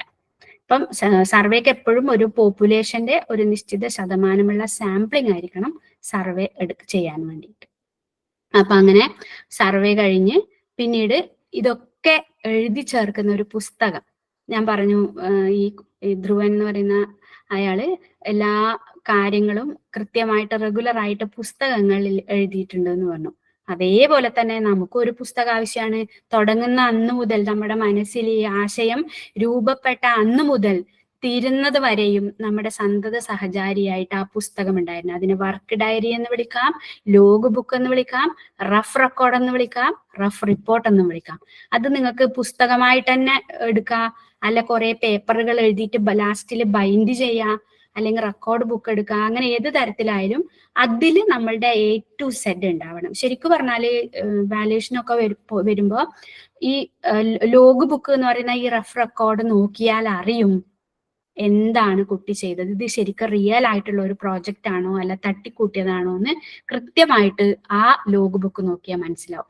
കാരണം തുടങ്ങിയ അന്ന് മുതൽ നമ്മൾ സയൻസ് ക്ലബ്ബ് രൂപം ചേർന്നു, പിന്നെ അധ്യാപകരുമായി ചർച്ച ചെയ്തു എന്നത് മുതൽ അവസാനമായിട്ട് നമ്മൾ ആ റിസൾട്ടിലേക്ക് എത്തുന്നത് വരെയുള്ള എല്ലാ കാര്യങ്ങളും ഡയറി ആയിട്ട് അതിനകത്ത് ഉണ്ടാവണം, ഡേറ്റ് വൈസ് ആയിട്ട് അതിനകത്ത്. അതാണ് ശരിക്കും സത്യസന്ധമായ ഒരു പ്രോജക്റ്റ് എന്ന് പറയുന്നത്. ഇപ്പൊ കുട്ടികൾ എപ്പോഴും പ്രോജക്റ്റ് ചെയ്യുമ്പം ശ്രദ്ധിക്കേണ്ട, ഒട്ടും വിട്ടുപോകാതെ കയ്യിൽ കരുതേണ്ട ഒരു കാര്യമാണ് ഈ പ്രോജക്റ്റ് ഡയറി അല്ലെങ്കിൽ ഈ ലോഗ് ബുക്ക് എന്ന് പറയുന്നത്. അതിന് വളരെയധികം ഇമ്പോർട്ടൻസ് ഉണ്ട്. ബാലശാസ്ത്ര കോൺഗ്രസിനൊക്കെ അതിന് പ്രത്യേകം മാർക്ക് ഉണ്ട്. അപ്പൊ അത് പ്രത്യേകം ശ്രദ്ധിക്കുക. പ്രോജക്റ്റിന്റെ അവതരണത്തിന്റെ തലേന്ന് തട്ടിക്കൂട്ടേണ്ട സാധനം അല്ല ഇത്. തുടങ്ങുന്നത് മുതൽ അവസാനം വരെ കയ്യിൽ ഉണ്ടാവേണ്ടതാണ്. അതിൽ നമുക്ക് അനാലിസിസ് ചെയ്യാം. നിങ്ങൾ കളക്ട് ചെയ്ത ഡാറ്റയെ ടേബിൾ ആക്കണമെങ്കിലോ ഗ്രാഫ് ആക്കണമെങ്കിലോ റഫായിട്ട് അതിനകത്ത് ചെയ്യാം. ടാലി മാർക്കൊക്കെ ഇട്ടിട്ട്, സർവേ കിട്ടിയ റിസൾട്ട് ടാലി മാർക്കൊക്കെ ഇട്ടിട്ട് അതിനകത്ത് ചെയ്യാം. പിന്നെ അതിനകത്ത് തെറ്റുകളും തിരുത്തലുകളും ഒക്കെ ഉണ്ടാവാം. അതൊന്നും വിഷയമല്ല. കാരണം നമ്മൾ ചെയ്യുന്ന നമ്മുടെ ഡേ ടു ഡേ ആക്ടിവിറ്റീസിന്റെ ഒരു റെക്കോർഡാണ് ആ പുസ്തകം എന്ന് പറയുന്നത്. ഇനി കിട്ടിയ ഫലങ്ങളൊക്കെ റിസൾട്ടൊക്കെ പിന്നെ എന്താ പറയുക ഡാറ്റയൊക്കെ ക്രോഡീകരിച്ചതിന് ശേഷം അനാലിസിസ് ചെയ്യുന്നു. ഇതൊക്കെ അനാലൈസ് ചെയ്യുന്ന അതിനു മുമ്പ് ഒരു ഹൈപ്പോത്തസിസ് രൂപം കൊള്ളണം. അതായത് നമ്മൾ ചെയ്യുന്നതിന് ഇതായിരിക്കാം ഇതിന്റെ റിസൾട്ട്. അതാണ് അദ്ദേഹം ആലോചിച്ച് പറഞ്ഞില്ലേ, ഔഷധ ഗുണമില്ലാത്ത സസ്യങ്ങളൊന്നും ഇല്ലെന്ന് തോന്നുന്നു. അയാൾ ചെയ്യുന്നതിന്റെ ഇടയിൽ അയാൾക്ക് കിട്ടിയതാണ്. ചിലപ്പോൾ അത് കറക്റ്റ് ആവാം, ചിലപ്പോൾ അത് റോങ് ആവാം. നമ്മളത് കറക്റ്റ് ആണോ റോങ് ആണോ എന്നാണ് നമ്മൾ അവസാനം മനസ്സിലാക്കുന്നത്. അപ്പൊ ആ ഒരു ഹൈപ്പോത്തസിസ് ഫോർമേഷൻ ഉണ്ടാവണം. നമ്മൾ ചെയ്യുന്നതിന്റെ ഇടയിലാവാം, ചിലപ്പോൾ ഫസ്റ്റിൽ തന്നെ നമുക്ക് ആ ഹൈപ്പോത്തസിസ് കിട്ടാം, ചെയ്യുന്നതിന്റെ ഇടയിൽ കിട്ടാം. ആ ഹൈപ്പോത്തസിസിൽ പിന്നെ കറക്റ്റ് ആണെങ്കിൽ നമ്മൾ കറക്റ്റ് ആണോ അല്ല റോങ് ആണോ എന്ന് തെളിയിക്കുന്നതിൽ അല്ലെങ്കിൽ ചെയ്യുന്നതാണ്, മനസ്സിലാക്കുന്നതാണ് നമ്മുടെ അനാലിസിസ് എന്ന് പറയുന്നത്. നമ്മൾക്ക് കിട്ടിയ വിവരങ്ങളെല്ലാം ദത്തങ്ങളെല്ലാം നമ്മൾ അനലൈസ് ചെയ്യുന്നു. അത് ടേബിൾ ആക്കാം, അതിന് ആ ടേബിളിനെ ബേസ് കൊണ്ട് ഗ്രാഫ് ആക്കാം, ലീനിയർ ഗ്രാഫ് ആക്കാം, പിന്നെ അതുപോലെ തന്നെ ബാർ ഡയഗ്രാം ആക്കാം, പൈ ഡയഗ്രാം ആക്കാം. അങ്ങനെ പെട്ടെന്ന് തന്നെ നമുക്ക് തന്നെ അത് കൂടുതൽ മനസ്സിലാവും. മൊത്തത്തിൽ ഒരുപാട് ഇപ്പൊ 100 വീടുകളിൽ സർവേ എടുത്താല് ആ 100 ഫോം വായിച്ചു നോക്കുമ്പോൾ നമുക്ക് അങ്ങനെ മനസ്സിലാവണമെന്നില്ല. പക്ഷെ ആ ഒരു ഏതെങ്കിലും 1-2 ഡാറ്റ, ഏറ്റവും പ്രധാനപ്പെട്ട 3-4 ഡാറ്റ വെച്ചിട്ട് ടാലി മാർക്ക് ഇട്ടുകൊണ്ട് അതിന് പോയിന്റ് കൊടുത്തുകൊണ്ട് നമ്മളൊരു ടേബിൾ ആക്കുകയും ആ ടേബിൾ വെച്ചിട്ട് ഒരു ഗ്രാഫ് ആക്കുകയും ചെയ്ത് കഴിഞ്ഞാൽ ആ ഗ്രാഫിൽ നോക്കിക്കഴിഞ്ഞാൽ ഒറ്റ നോട്ടത്തിൽ തന്നെ നമുക്കത് മനസ്സിലായി എന്താണ് നമ്മൾ സർവേ ചെയ്തതുകൊണ്ട് നമുക്ക് കിട്ടിയ ഫലം എന്ന്. അങ്ങനെ അനാലിസിസ് ചെയ്യുമ്പോഴാണ് നമ്മൾ ഉണ്ടാക്കിയ ഹൈപ്പോത്തസിസ് റൈറ്റ് ആണോ റോങ് ആണോ എന്ന് നമുക്ക് മനസ്സിലാകുക. ഇതാണ് അതിന്റെ റിസൾട്ട് എന്ന് പറയുന്നത്. അവസാനം റിസൾട്ടിലേക്ക് എത്തുന്നു. അങ്ങനെ നമ്മളെ ആ പ്രോജക്റ്റ് ഏകദേശം പൂർത്തിയാവുന്നു. അതിന് പിന്നീട് തുടർ പ്രവർത്തനങ്ങൾ. എപ്പോഴും ഒരു പ്രോജക്റ്റ് ചെയ്യുമ്പോൾ മുമ്പ് ഗോവിന്ദ മാഷ് പറഞ്ഞത് നിങ്ങൾക്ക് ഓർമ്മയുണ്ടോന്ന് അറിയില്ല, പിന്നെ നമ്മളെപ്പോഴും സമൂഹവുമായിട്ട് ബന്ധപ്പെടുത്തണം. നമ്മൾ ചെയ്യുന്ന വർക്ക് സമൂഹത്തിന് എങ്ങനെയാണ് ഉപകരിക്കുന്നത്, അപ്പൊ ആ ഒരു റിലേഷൻ എപ്പോഴും കൊടുക്കണം. അതൊരു തുടർ പ്രവർത്തനമായിട്ട് മുന്നോട്ട് കൊണ്ടുപോവുകയും വേണം. ഇത്രയാണ് പ്രോജക്റ്റിന്റെ പ്രധാനപ്പെട്ട ഘട്ടങ്ങൾ. ഇതൊക്കെ എനിക്ക് മുന്നേ പറഞ്ഞവർ നിങ്ങളടുത്ത് പറഞ്ഞിട്ടുള്ളതാണ്, എന്നാലും ഞാൻ ഒന്നും കൂടെ അത് ഓർമ്മിപ്പിക്കുന്നു എന്ന് മാത്രം. പിന്നെ നമുക്കിതൊന്നും സർവേയും പിന്നെ നിരീക്ഷണവും വിവരശേഖരണവും ഇതൊന്നും കൂടാതെ തന്നെ നമുക്ക് പരീക്ഷണങ്ങളും ചെയ്യാം. പ്രത്യേകിച്ച് ശാസ്ത്ര പ്രോജക്റ്റുകളാവുമ്പോൾ ഈ പരീക്ഷണങ്ങൾ എപ്പോഴും വാല്യൂ ചെയ്യപ്പെടാൻ നമ്മൾ തന്നെ കുട്ടികളുടെ ലാബിൽ വെച്ച് വീടുകളിൽ വെച്ച് ചെറിയ തോതിൽ ചെയ്യുന്ന കുഞ്ഞു പരീക്ഷണങ്ങളാണെങ്കിൽ അതിന് വാല്യൂ കൂടും. നമ്മളിപ്പോ ലാബിൽ കൊടുത്തിട്ട് പിന്നെ റിസൾട്ട് നമുക്ക് കിട്ടും, അതിന്റെ പൈസയും കൊടുത്ത് ലാബിൽ റിപ്പോർട്ട് നമുക്ക് കിട്ടും. പക്ഷെ അങ്ങനെയല്ല, ഇതിൽ നമ്മൾ തന്നെ ഇൻവോൾവ് ചെയ്യുന്നു. ഇപ്പൊ ഉദാഹരണത്തിന് ഞാൻ മുമ്പ് കരുവള്ളൂർ സ്കൂളിൽ ഉണ്ടാകുന്ന സമയത്ത് ഒരു വ്യത്യസ്ത സോയിൽ സാമ്പിളുകൾ താരതമ്യം ചെയ്യുന്ന ഒരു പഠനം നടന്നിട്ടുണ്ടായിരുന്നു. വയലിൽ നിന്ന് പിന്നെ അതുപോലെ തന്നെ തെങ്ങുള്ള സ്ഥലത്ത് നിന്ന്, പിന്നെ റോഡ് സൈഡിൽ നിന്ന്, പാറ ഉള്ള പ്രദേശത്ത് നിന്ന്, അങ്ങനെ കുറച്ചൊരു 5 സാമ്പിളുകൾ കളക്ട് ചെയ്തിട്ട് അതിന്റെ ആ സോയിലിന്റെ വ്യത്യാസങ്ങൾ നോക്കാൻ വേണ്ടിയിട്ട് ചെറിയ ചെറിയ കുഞ്ഞു പരീക്ഷണങ്ങൾ. അതിലൊന്ന് ചെയ്തത് അതിന്റെ ഒരു വാട്ടർ ഹോൾഡിംഗ് കപ്പാസിറ്റി ചെയ്യുന്നതാണ്. നിങ്ങൾ സെലക്ട് ചെയ്യുന്ന ഏതെങ്കിലും ടോപ്പിക്കിലൊക്കെ ഇത് വേണമെങ്കിൽ യൂസ് ചെയ്യാൻ വേണ്ടി പറ്റും. വാട്ടർ ഹോൾഡിംഗ് കപ്പാസിറ്റി പറഞ്ഞാൽ ജലം സംഭരിച്ചു വെക്കാനുള്ള മണ്ണിന്റെ കഴിവാണ്. അപ്പൊ അതിന് പേപ്പർ ഗ്ലാസ്സില് നമ്മൾ സാധാരണ ചായ കുടിക്കാൻ ഉപയോഗിക്കുന്ന പേപ്പർ ഗ്ലാസ്, ആ പേപ്പർ ഗ്ലാസ്സിന് ഒരു 5 എണ്ണം എടുത്തു. 5 അതിൽ കൂടുതൽ 10 എണ്ണം ആണെങ്കിൽ എടുക്കുക. 5 സാമ്പിളാ എടുക്കണമെങ്കിൽ 5, 10, 15 അങ്ങനെ എടുത്തിട്ട് അതില് ചെറിയ സൂചി വെച്ചിട്ട് സുഷിരങ്ങൾ ഉണ്ടാക്കി. സുഷിരങ്ങൾ ഉണ്ടാക്കിയതിനു ശേഷം എല്ലാ സാമ്പിളും തുല്യ അളവിൽ, ഇപ്പൊ ഒരു സാമ്പിള് ഒരു 3 ഗ്ലാസ്സിൽ വെക്കാം. അതേപോലെ രണ്ടാമത്തെ സാമ്പിളും 3 ഗ്ലാസ്സിൽ. അപ്പൊ ഒരു 15 ഗ്ലാസ്സിൽ നമുക്ക് ഈ 5 സാമ്പിളും ഒരേ അളവിൽ എടുക്കുന്നു. അതിനുശേഷം ഈ സുഷിരമിട്ട ഗ്ലാസ് ഒരു ബീക്കറിന്റെ മേലെയോ അല്ലെങ്കിൽ വേറൊരു കുപ്പി ഗ്ലാസിന്റെ മേലെ, വീട്ടിൽ നിന്നൊക്കെ ചെയ്യുമ്പോൾ അങ്ങനെ ചെയ്യാം. ലാബിലാണ് ചെയ്യുന്നതെങ്കിൽ ഒരു ബീക്കറിന്റെ മേലെ വെക്കുന്നു. എന്നിട്ട് തുല്യ അളവില് വെള്ളം അതിലേക്ക് കുറേശ്ശെയായിട്ട് ഒഴിച്ചു കൊടുക്കുന്നു. എല്ലാത്തിലും ഒരേപോലെ ആയിരിക്കണം വെള്ളം ഒഴിക്കുന്നത്, എല്ലാത്തിലും ഒരേ അളവിലായിരിക്കണം, ഒരേ ലെവലിലായിരിക്കണം മണ്ണ് എടുക്കുന്നത്. എന്നിട്ട് നിശ്ചിത സമയത്തിന് ശേഷം നമ്മളൊരു ക്ലോക്ക് വെച്ചിട്ട് ഒരു സമയം നോക്കുന്നു. ആ സമയത്തിന് ശേഷം കളക്ട് ചെയ്യപ്പെടുന്ന, അതായത് സുഷിരമുള്ള ഗ്ലാസ് ആവുമ്പോൾ മണ്ണിലൂടെ വെള്ളം ഊർന്നിറങ്ങി താഴെയുള്ള ഗ്ലാസ്സിൽ ശേഖരിക്കപ്പെടും. സുഷിരമുള്ള പേപ്പർ ഗ്ലാസ്, അതിൽ മണ്ണിട്ട് അതിലേക്കാണ് വെള്ളം ഒഴിച്ചിട്ട് താഴെ വെള്ളം ശേഖരിക്കപ്പെടുന്നത്. അപ്പൊ ഈ ശേഖരിക്കപ്പെടുന്ന വെള്ളത്തിന്റെ അളവ് എത്രയാണ് എന്ന് ഓരോ സാമ്പിളിലും നോക്കുക. നമ്മള് ഒന്നാമത്തെ സാമ്പിള് അങ്ങനെ നമ്പർ ഇട്ടതിന് ശേഷം എല്ലാ സാമ്പിളിലും എങ്ങനെയാണ് വെള്ളം ശേഖരിക്കപ്പെടുന്നത് നോക്കാം. അപ്പൊ കുറച്ചു മാത്രം വെള്ളം മാത്രമേ ശേഖരിക്കപ്പെട്ടിട്ടുള്ളൂ എങ്കിൽ അതിനർത്ഥം ആ മണ്ണിന് വാട്ടർ ഹോൾഡിംഗ് കപ്പാസിറ്റി കൂടുതലാണ് എന്നാണ്. അപ്പൊ നല്ലോണം ജലം വലിച്ചെടുക്കാനുള്ള കഴിവ് ഉണ്ടെങ്കിൽ അത് സസ്യങ്ങൾക്ക് നന്നായിട്ട് വളരാൻ പറ്റുന്ന ഒരു അവസ്ഥയായിരിക്കുമല്ലോ. അപ്പൊ ആ രീതിയിൽ അതിന് അല്ലാത്ത വ്യത്യാസങ്ങളും ഉണ്ടാവാം. എന്നാലും ചെറിയ കുട്ടികളുടെ ഒരു 8ാം ക്ലാസ് വരെയുള്ള കുട്ടികളുടെ ഒരു ലെവല് വെച്ചിട്ട് ഈ ഒരു പരീക്ഷണം ലാബിലോ വീട്ടിലോ ചെയ്യാവുന്നതാണ്, വാട്ടർ ഹോൾഡിംഗ് കപ്പാസിറ്റി മനസ്സിലാക്കാൻ വേണ്ടി.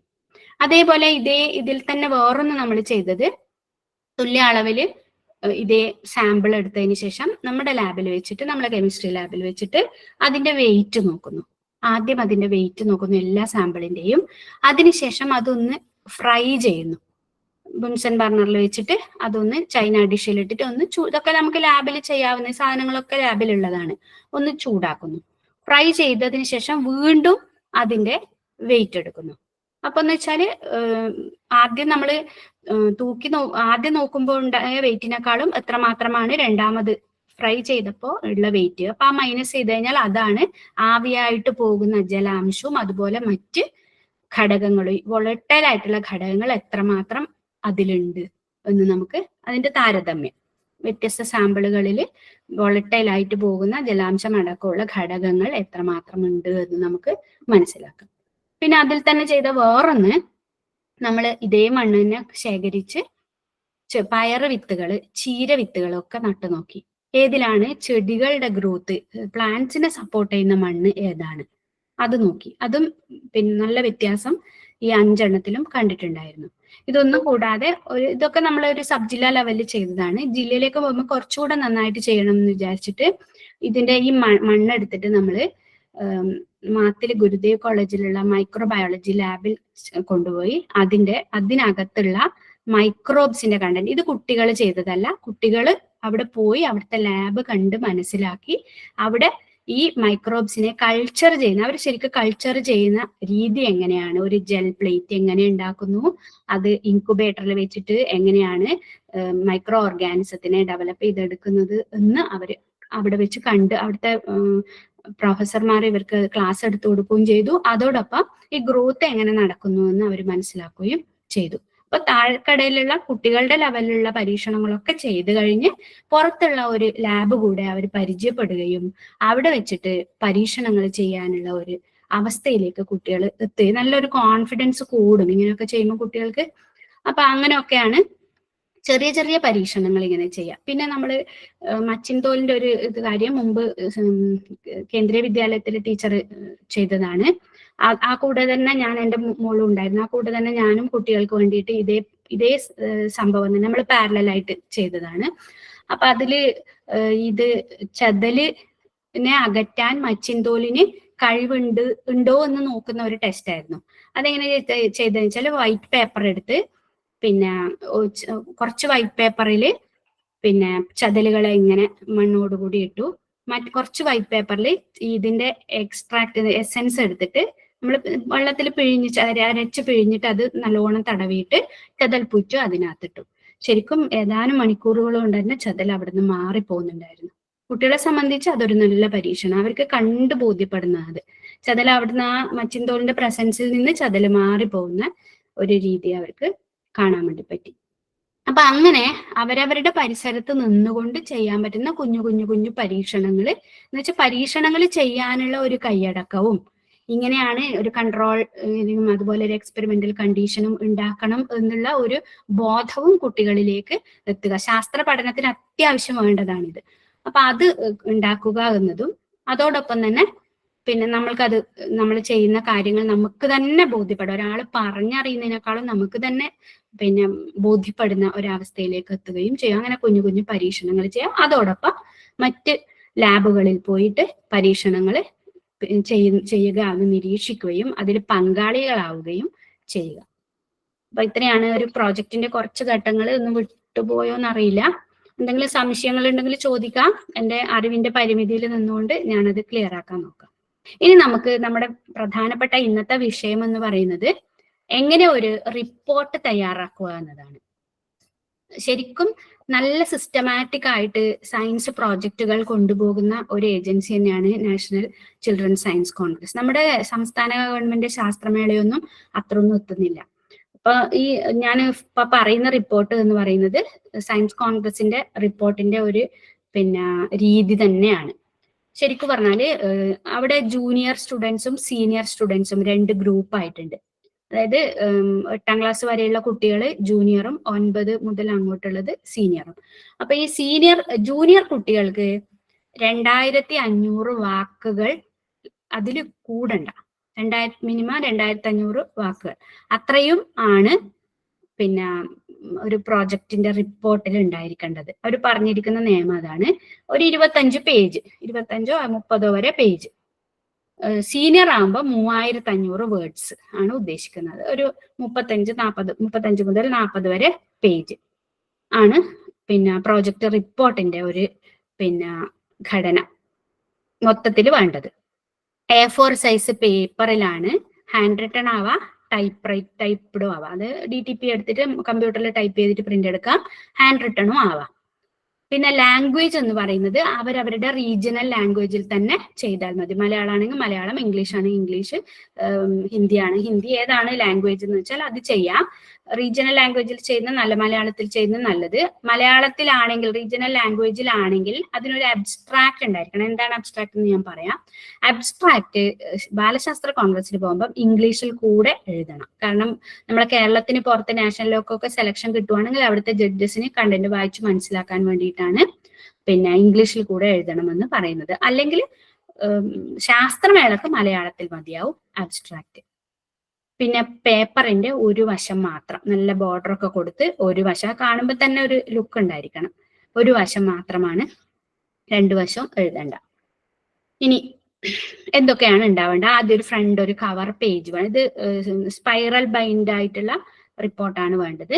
അതിൽ ആദ്യം തന്നെ ഒരു കവർ പേജ് ഉണ്ടാവണം. കവർ പേജിലാണെങ്കിൽ അതിൽ ഞാനിവിടെ ഒരു റിപ്പോർട്ട് എടുത്ത് വെച്ചിട്ടുണ്ട്. അതിനെന്താണെന്ന് അറിയില്ല, ക്ലിയർ ആവുന്നില്ല അല്ലെ? ഓക്കെ. അതിന് ഒരു നാഷണൽ ചിൽഡ്രൻ സയൻസ് കോൺഗ്രസ് ആണെങ്കിൽ അത് എഴുതണം. അല്ലെങ്കിൽ കേരള സ്കൂൾ ശാസ്ത്രോത്സവം ആണെങ്കിൽ അത് എഴുതുക. ഏത് ഏജൻസി ആണോ ഈ മത്സരം സംഘടിപ്പിക്കുന്നത് അതിന്റെ പേരെഴുതുക. പിന്നെ ടൈറ്റിൽ ഓഫ് ദി പ്രോജക്റ്റ്, എന്താണ് പ്രോജക്റ്റിന്റെ നമ്മൾ ഉദ്ദേശിക്കുന്ന പേര് എന്താണെന്ന് വെച്ചാൽ ആ പേര് വിശദമായിട്ട് ഈ ടൈറ്റിൽ വായിക്കുമ്പോൾ തന്നെ ഏത് സ്ഥലത്താണ് പ്രോജക്റ്റ് ചെയ്യുന്നത്, ശരിക്കും ഉദ്ദേശം എന്താണ് എന്ന് കൃത്യമായിട്ട് വായിച്ചും ഒരു സെൽഫ് എക്സ്പ്ലനേറ്ററി ആയിട്ടുള്ള ടൈറ്റിൽ ആയിരിക്കണം. അതിന് പിന്നെ ഒരു ചോദ്യം കൂടെ അതിൻ്റെ അകത്ത് ചോദിക്കാനുണ്ടാവും പാടില്ല. കുറച്ച് ഡീറ്റെയിൽ ആയിട്ട് എഴുതിയാലും കുഴപ്പമില്ല. അപ്പൊ ഈ മച്ചിൻതോലിൻ്റെത് എഴുതിയത് quasi experimental study about the traditional knowledge of the mangrove fern and an investigation on its scientific aspect. വളരെ ഡീറ്റെയിൽ ആയിട്ട് അത് വായിക്കുമ്പോൾ തന്നെ അതിന്റെ എന്താന്ന് ഇത് ഭയങ്കര നല്ലതാണെന്നല്ല ഞാൻ പറയുന്നത്, ഇങ്ങനെയാണ് ഞാൻ എഴുതിയത്. നിങ്ങൾക്ക് അങ്ങനെ കുറച്ചുകൂടെ വിശദമായിട്ട് അത് ഏത് വില്ലേജിലാണ് ഏത് പഞ്ചായത്തിലാണ് നടത്തുന്നത് ഒന്നും കൂടെ സ്പെസിഫിക് ആയിട്ട് പറയാം. അത് കുറച്ചുകൂടെ ക്ലാരിറ്റി കൊടുക്കും. അത് ഇംഗ്ലീഷിലും എഴുതാം, റീജിയണൽ ലാംഗ്വേജിലും എഴുതാം, മലയാളത്തിലും എഴുതാം. അതിനുശേഷം ഗ്രൂപ്പ് അംഗങ്ങളുടെ പേര്. അത് സയൻസ് കോൺഗ്രസിലാകുമ്പോൾ ഒരു ലീഡറും ഉണ്ട്, ഒരു കോവർക്കറും ഉണ്ട്. മുമ്പൊക്കെ 5 കുട്ടികളൊക്കെ ഉണ്ടായിരുന്നു. ഞാൻ 5 കുട്ടികളൊക്കെ കൊണ്ടാണ് മുമ്പ് ചെയ്തിരുന്നത്. അപ്പോൾ ഇപ്പം 2 കുട്ടികളാണ്. സയൻസ് കോൺഗ്രസിനും അതെ ശാസ്ത്രമേളക്കും അതെ 2 കുട്ടികൾ. ശാസ്ത്രമേളക്ക് അങ്ങനെ ലീഡർ കോവർക്കറും ഒന്നുമില്ല, 2 കുട്ടികൾക്കും ഒരേപോലെ തന്നെയാണ്. ഇതിന് സയൻസ് കോൺഗ്രസിന് ലീഡറും ഉണ്ട്, കോവർക്കറും ഉണ്ട്. പിന്നെ പറയുമ്പം ഇത് 2 കൂടാണ്ട് ഒരു ബയോഡൈവേഴ്സിറ്റി കോൺഗ്രസും ഉണ്ട്. ബാലശാസ്ത്ര കോൺഗ്രസിന്റെ അതേപോലെ തന്നെ പോകുന്ന പിന്നെ ഒരു മത്സരമാണ് അത്. പക്ഷെ നാഷണൽ ഇല്ലാന്ന് തോന്നുന്നു, എനിക്ക് അങ്ങനെ അറിയില്ല. സ്റ്റേറ്റ് വരെയാണെന്നാണ് ഞാൻ മനസ്സിലാക്കിയത്. കൂടുതൽ അറിയുന്നവർ പറയൂ ഇവിടെ നാഷണൽ ഉണ്ടോന്ന്. പിന്നെ ഗൈഡിന്റെ പേര്. ഗൈഡിന് ഇമ്പോർട്ടൻസ് ഉണ്ട്. സയൻസ് കോൺഗ്രസിലൊക്കെ ഗൈഡിന് പ്രത്യേക സർട്ടിഫിക്കറ്റ് ഒക്കെ ഉണ്ട്. അപ്പൊ ഗൈഡിന്റെ പേരും സ്കൂളിന്റെ പേരും ഇത്രയാണ് അതിന്റെ ഫ്രണ്ടിലുള്ള കവർ പേജിൽ വേണ്ടത്. ഇതാണ് കവർ.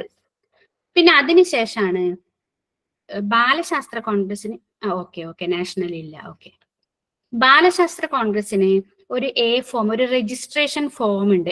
ഫോം അവരുടെ സൈറ്റിൽ തന്നെ നമുക്ക് അത് എടുക്കാൻ കിട്ടും. അത് പ്രിന്റ് എടുത്തിട്ട് അതിലെല്ലാ കുട്ടികളുടെ ഡീറ്റെയിൽസ്, ഡേറ്റ് ഓഫ് ബർത്ത്, അത് ജൂനിയർ ആണോ സീനിയർ ആണോ എന്ന് മനസ്സിലാക്കുന്ന തരത്തിൽ date of birth, phone number, അവരുടെ അഡ്രസ്സ്, പിന്നെ ഗൈഡ് ടീച്ചറെ ഫോൺ നമ്പർ, ഗൈഡ് ടീച്ചറുടെ ഡീറ്റെയിൽസ്, സ്കൂളിന്റെ ഡീറ്റെയിൽസ്, അങ്ങനെയൊക്കെ അതിൽ കോളം കൊടുത്തിട്ടുണ്ട്. അത് കോളം വൃത്തിയായിട്ട് ഫില്ല് ചെയ്തിട്ട് അതും കൂടെ ബൈൻഡ് ചെയ്യുമ്പോൾ, റിപ്പോർട്ട് ബൈൻഡ് ചെയ്യുമ്പം അതിന്റെ കൂടെ വെക്കണം ഈ ഫോം എന്ന് പറയുന്നത്.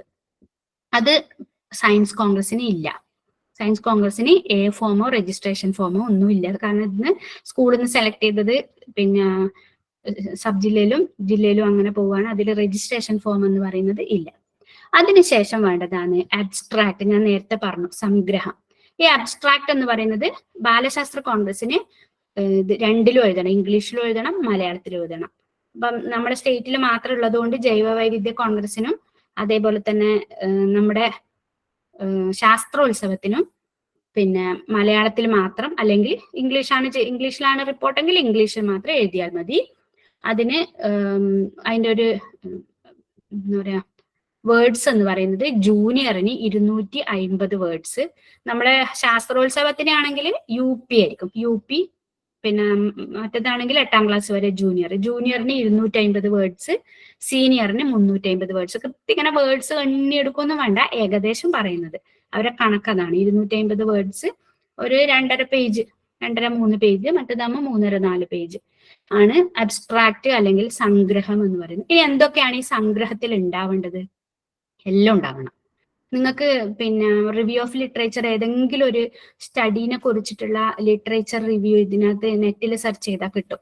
അപ്പൊ ലിങ്ക്ഡനിലൊക്കെ ഉണ്ടാവും. അപ്പൊ അതിലൊക്കെ നോക്കി കഴിയുമ്പോൾ നിങ്ങൾക്ക് അതിലെ അബ്സ്ട്രാക്ട് ഒന്ന് ഏതെങ്കിലും ഇങ്ങനെ ഇറ്റാലിക്സിൽ കൊടുത്തിട്ടുണ്ടാവും. അത് വായിച്ചാൽ മൊത്തം ആ പ്രോജക്റ്റ് റിപ്പോർട്ടിന്റെ ഒരു സംഗ്രഹമായി അത്. അപ്പൊ അത് നിങ്ങൾക്ക് മനസ്സിലാവും എന്താണ്. അത് തന്നെയാണ് ഇതിലും വേണ്ടത്. അപ്പൊ എന്ന് വെച്ചാൽ എന്തിനെ കുറിച്ചാണ് ചെയ്യാൻ ഉദ്ദേശിക്കുന്നത്, ഏത് പ്രദേശത്താണ് ചെയ്യാൻ ഉദ്ദേശിക്കുന്നത്, എന്തൊക്കെ മെത്തേഡ്സ് ആണ് ഫോളോ ചെയ്തത്, എന്താണ് ഹൈപ്പോത്തസിസ്, അവസാനം എന്താണ് റിസൾട്ട്. ഇത്രയും കാര്യങ്ങൾ ചുരുക്കിയിട്ട്, രത്ന ചുരുക്കം എന്നൊക്കെ പറയില്ലേ. ഇപ്പൊ 3500 വേർഡ്സിൽ നമ്മൾ എഴുതുന്ന ഒരു റിപ്പോർട്ട് 350 വേർഡ്സ് കൊണ്ട് ചുരുക്കി എഴുതുന്ന പ്രസി റൈറ്റിംഗ് ഒക്കെ പോലെ കുറച്ച് എഴുതുന്ന ഒരു സംഭവമാണ് അബ്സ്ട്രാക്ട് എന്ന് പറയുന്നത്. ഈ അബ്സ്ട്രാക്റ്റിന് ശേഷമാണ് നമ്മുടെ ടേബിൾ ഓഫ് കണ്ടന്റ്സ് വേണ്ടത്, അതായത് ഇൻഡെക്സ്. അടുത്ത പേജുകളിലൊക്കെ എന്തൊക്കെ ഉണ്ടാവണമെന്ന് തീരുമാനിക്കുന്ന ടേബിൾ ഓഫ് കണ്ടന്റ്സ് അബ്സ്ട്രാക്റ്റിന് ശേഷം. പിന്നെ നെക്സ്റ്റ് പേജിൽ വരുന്നതാണ് ആമുഖം അല്ലെങ്കിൽ ഇൻട്രൊഡക്ഷൻ. അതില് നമ്മൾ ഇതിന്റെ മെയിൻ തീം എന്താണ്, സബ് തീം എന്താണ്, ടൈറ്റിൽ എന്താണ്, അങ്ങനെ വിശദമായിട്ട് അതിന്റെ ഒരു ചുറ്റുപാട്, നമ്മൾ ആ പ്രോജക്റ്റിലേക്ക് വായിക്കുന്നവരെ എത്തിക്കുന്ന ഒരു പിന്നെ വഴി. അതാണ് ശരിക്കും സിസ്റ്റമാറ്റിക് ആയിട്ട് ഈ ഇൻട്രൊഡക്ഷനിൽ ആമുഖത്തിൽ ഒരുപാട് പയ്യാരം എഴുതാൻ പാടില്ല, ഒരുപാട് സാഹിത്യം വേണ്ട, പോയിന്റ് അതായത് പ്രിസൈസ് ആയിരിക്കണം. അതില് കണ്ടന്റ് ഉണ്ടാവും വേണം, പക്ഷെ വായിക്കുന്നവർക്ക് ഭയങ്കരമായിട്ടൊരു ബുദ്ധിമുട്ടുണ്ടാവാൻ വേണ്ടി പാടില്ല. വായിച്ചാൽ തന്നെ പെട്ടെന്ന് തന്നെ മനസ്സിലാവുന്ന രീതിയിൽ ആലങ്കാരിക പദങ്ങളൊന്നും ഉപയോഗിക്കാണ്ട് സയൻസ് എപ്പോഴും അങ്ങനെ സ്ട്രെയിറ്റ് ഫോർവേഡ് ആയിട്ട് കാര്യങ്ങൾ വിവരിക്കുന്ന രീതിയിലാണ് ആമുഖം എഴുതേണ്ടത്. അടുത്തത് ഉദ്ദേശ ലക്ഷ്യങ്ങൾ, എയിംസ് ആൻഡ് ഒബ്ജക്റ്റീവ്സ്. വളരെ പ്രധാനപ്പെട്ടതാണിത്. വാല്യൂ ചെയ്യുമ്പോൾ ആദ്യം നോക്കുക ഇത് തന്നെയാണ്. എന്താണ് ഈ കുട്ടിയുടെ ഈ പ്രോജക്റ്റ് ചെയ്യുന്നത് കൊണ്ടുള്ള ഉദ്ദേശ ലക്ഷ്യങ്ങൾ. ഒരുപാട് ഉദ്ദേശ ലക്ഷ്യങ്ങളൊന്നും എഴുതരുത്. പ്രോജക്റ്റ് എപ്പോഴും സ്പെസിഫിക് ആയിരിക്കണം. നമ്മൾ ചെയ്യുന്ന വർക്കിനെ നമുക്ക് ചുരുക്കി പറയാൻ പറ്റണം. അപ്പൊ അതില് 1, 2, 3 ഒബ്ജക്റ്റീവ്സ്, എയിംസ് ആൻഡ് ഒബ്ജക്റ്റീവ്സ് മാത്രം. 3 അതിൽ കൂടുതലായാലും കുഴപ്പമില്ല, പക്ഷെ ഒരു 10-15 എയിംസ് ആൻഡ് ഒബ്ജക്റ്റീവ്സ് വേണ്ട. 2-3 പേജ് ആക്കാൻ വേണ്ടിയിട്ട് എഴുതേണ്ട, ഒരു പേജ് മതി. അതിലൊരു 3-4 ലൈൻസോ അല്ലെങ്കിൽ 3-4 എയിംസ് ആൻഡ് ഒബ്ജക്റ്റീവ്സ് നമുക്ക് ഫുൾഫിൽ ചെയ്ത് നമ്മുടെ 3 മാസത്തെ കാലയളവിനുള്ളിൽ ചെയ്തു തീർക്കാൻ പറ്റുന്ന തരത്തിലുള്ള ഉദ്ദേശ ലക്ഷ്യങ്ങളായിരിക്കണം ആ വിഷയത്തിനെ കുറിച്ചിട്ട് കൊടുക്കേണ്ടത്. അപ്പൊ അതാണ് ഉദ്ദേശ ലക്ഷ്യങ്ങൾ. അടുത്ത പേജ്. അടുത്തത് പരികൽപ്പനയാണ്, ഹൈപ്പോത്തസിസ് എന്ന് പറയും. ഞാൻ നേരത്തെ പറഞ്ഞില്ലേ ഔഷധ സസ്യത്തിന്റെ കഥ പറഞ്ഞപ്പോ, അതേപോലെ തന്നെ നമ്മൾ ചെയ്യാൻ പോകുന്ന വർക്കിൽ എന്തെങ്കിലും ഒരു ഹൈപ്പോത്തസിസ് നമ്മൾ ഫോം ചെയ്തിട്ടുണ്ട്. ഈ റിപ്പോർട്ടൊക്കെ എഴുതുന്നത് നമ്മളെ ഫുൾ വർക്ക് കഴിഞ്ഞിട്ടാണ്, അത് ഓർമ്മിക്കണേ. നമ്മളെ ലോഗ് ബുക്കിൽ എല്ലാ സംഭവവും ഉണ്ട്. അതിന്റെ ഒരു ചുരുക്കിയിട്ടാണ്, വൃത്തിയാക്കിയിട്ടാണ് ഇതിനാണ്. അതൊരു കരടാണ്. അത് ആ ഡ്രാഫ്റ്റ് നമ്മൾ ഫൈനൽ ആക്കിയിട്ടാണ് ഈ റിപ്പോർട്ട് എഴുതുന്നത്. അപ്പൊ ഹൈപ്പോത്തസിസ് നമ്മൾ അതിനകം ഫോം ചെയ്തിട്ടുണ്ടാവും. ആ ഹൈപ്പോത്തസിസ് ആണ് ഈ ഒരു പേജിൽ. അതിനൊക്കെ ഒന്ന് ചുരുക്കി അതിന്റെ ഹെഡിങ് കൊടുക്കുക, എന്നിട്ട് അതിനൊന്ന് ഒരു പാരഗ്രാഫിൽ അതിനെ കുറിച്ചൊന്ന് ബ്രീഫായിട്ട് എക്സ്പ്ലെയിൻ ചെയ്യാം. അടുത്ത വളരെ ഇമ്പോർട്ടന്റ് ആയ ഒന്നാണ് ആവശ്യകത, നീഡ് സ്റ്റേറ്റ്മെന്റ്. അത് വേണം. എന്തിനാണ് ഇത് ചെയ്യുന്നത്, അത് എന്തിനാ ചോദിക്കുന്ന ആ ഒരു പേജ് എന്ന് പറഞ്ഞാല് കണ്ടമാനം ഏതെല്ലോ കാര്യത്തെക്കുറിച്ച് എന്തെല്ലോ നമ്മൾ ചെയ്യേണ്ട കാര്യമില്ല. നമ്മളെ ചുറ്റുപാട്, നമ്മുടെ വീട്ടിൽ, നമ്മുടെ നാട്ടിൽ, നമ്മുടെ സൊസൈറ്റിയിൽ, നമ്മുടെ ഏറ്റവും പേഴ്സണൽ ആയിട്ടുള്ള സൊസൈറ്റിയിൽ, നമ്മുടെ സ്കൂളിൽ നമ്മൾ അനുഭവിക്കുന്ന പ്രശ്നങ്ങൾ, അല്ലെങ്കിൽ നമ്മൾ നേരിടുന്ന കാര്യങ്ങൾ, നമ്മൾ കാണുന്ന അറിഞ്ഞ് മനസ്സിലാക്കുന്ന കാര്യങ്ങൾ. നമ്മളിപ്പം മാടായിപ്പാറയിലുള്ള ഒരു ജൈവ വൈവിധ്യത്തിനെ കുറിച്ചിട്ട് പഠിക്കുന്നുണ്ട്. അവിടെ നീഡ് സ്റ്റേറ്റ്മെന്റ് എന്ന് പറയുന്നത്, നമ്മൾ മാടായിപ്പാറയുടെ അയൽവാസിയാണ്. ഞാൻ government girls higher secondary school മാടായിലാണ് കുട്ടികൾ പഠിക്കുന്നത്. അപ്പൊ അതിന്റെ ഒരു മതിലിപ്പറാണ് മാടായിപ്പാറ. അങ്ങനെ ഏറ്റവും കഴിഞ്ഞ വർഷം ചെയ്തത് നമ്മുടെ 7ാം പഞ്ചായത്തിലുള്ള കണ്ടൽ കാടുകൾക്കിടയിൽ കൃഷി ചെയ്യുന്ന ചെമ്മീൻ പാടങ്ങൾ എങ്ങനെയാണ് കണ്ടൽ കാടിനെ ദോഷകരമായി ബാധിക്കുന്നത്, അല്ലെങ്കിൽ ദോഷകരമായി ബാധിക്കുന്നുണ്ടോ, എങ്ങനെ ബാധിക്കുന്നു എന്നുള്ള ഒരു പഠനമായിരുന്നു. നമ്മളൊന്ന് മാടായി ഗേൾസ് ഹയർ സെക്കൻഡറിയിൽ നിന്ന് ഒന്ന് താഴോട്ട് ഇറങ്ങിയാലുള്ളതാണ്. നമ്മുടെ മാടായി പഞ്ചായത്തല്ല, 7ാം പഞ്ചായത്താണ്, പക്ഷെ ഒന്ന് ഇറങ്ങിയാൽ കാണുന്നതാണ്. പഴയങ്ങാടി ബസ് സ്റ്റാൻഡിന്റെ തൊട്ട് പിറകിൽ കാണുന്നതാണ് 7ത്തുള്ള പിന്നെ കണ്ടൽക്കാടുകളും ചെമ്മീൻകെട്ടുകളും. കണ്ടൽക്കാടുകൾ ഒരുപാടുള്ള ഒരു സ്ഥലമാണ് 7ാം പഞ്ചായത്ത്. ഏറ്റവും കൂടുതലുള്ള കണ്ണൂർ ജില്ലയിൽ അതിലേറ്റവും കൂടുതലുള്ളതാണ് 7ാം പഞ്ചായത്ത്. നമ്മൾ ആ വിവര ശേഖരണം നടത്തിയപ്പോൾ മനസ്സിലായതാണ്. അതിൽ തന്നെ അതേപോലെ തന്നെ ഫിഷറീസിൽ നിന്ന് കിട്ടിയ റിപ്പോർട്ടിൽ നിന്ന് മനസ്സിലായത് ഏറ്റവും കൂടുതൽ ചെമ്മീൻകെട്ടുള്ള സ്ഥലവും 7ാം പഞ്ചായത്താണ്. അപ്പൊ നമ്മള് തൊട്ട് നമ്മൾ നോക്കിയാൽ കാണും, നമ്മുടെ പൊക്കുടനൊക്കെ നമ്മുടെ അയൽവാസിയാണ്. സ്കൂളിന്റെ പൊക്കുടന്റെ സ്മൃതി മണ്ഡപത്തിലൊക്കെ നമ്മൾ പോയതാണ്, വീട്ടിൽ പോയതാണ്, മകനുമായിട്ട് അഭിമുഖം നടത്തിയതാണ്.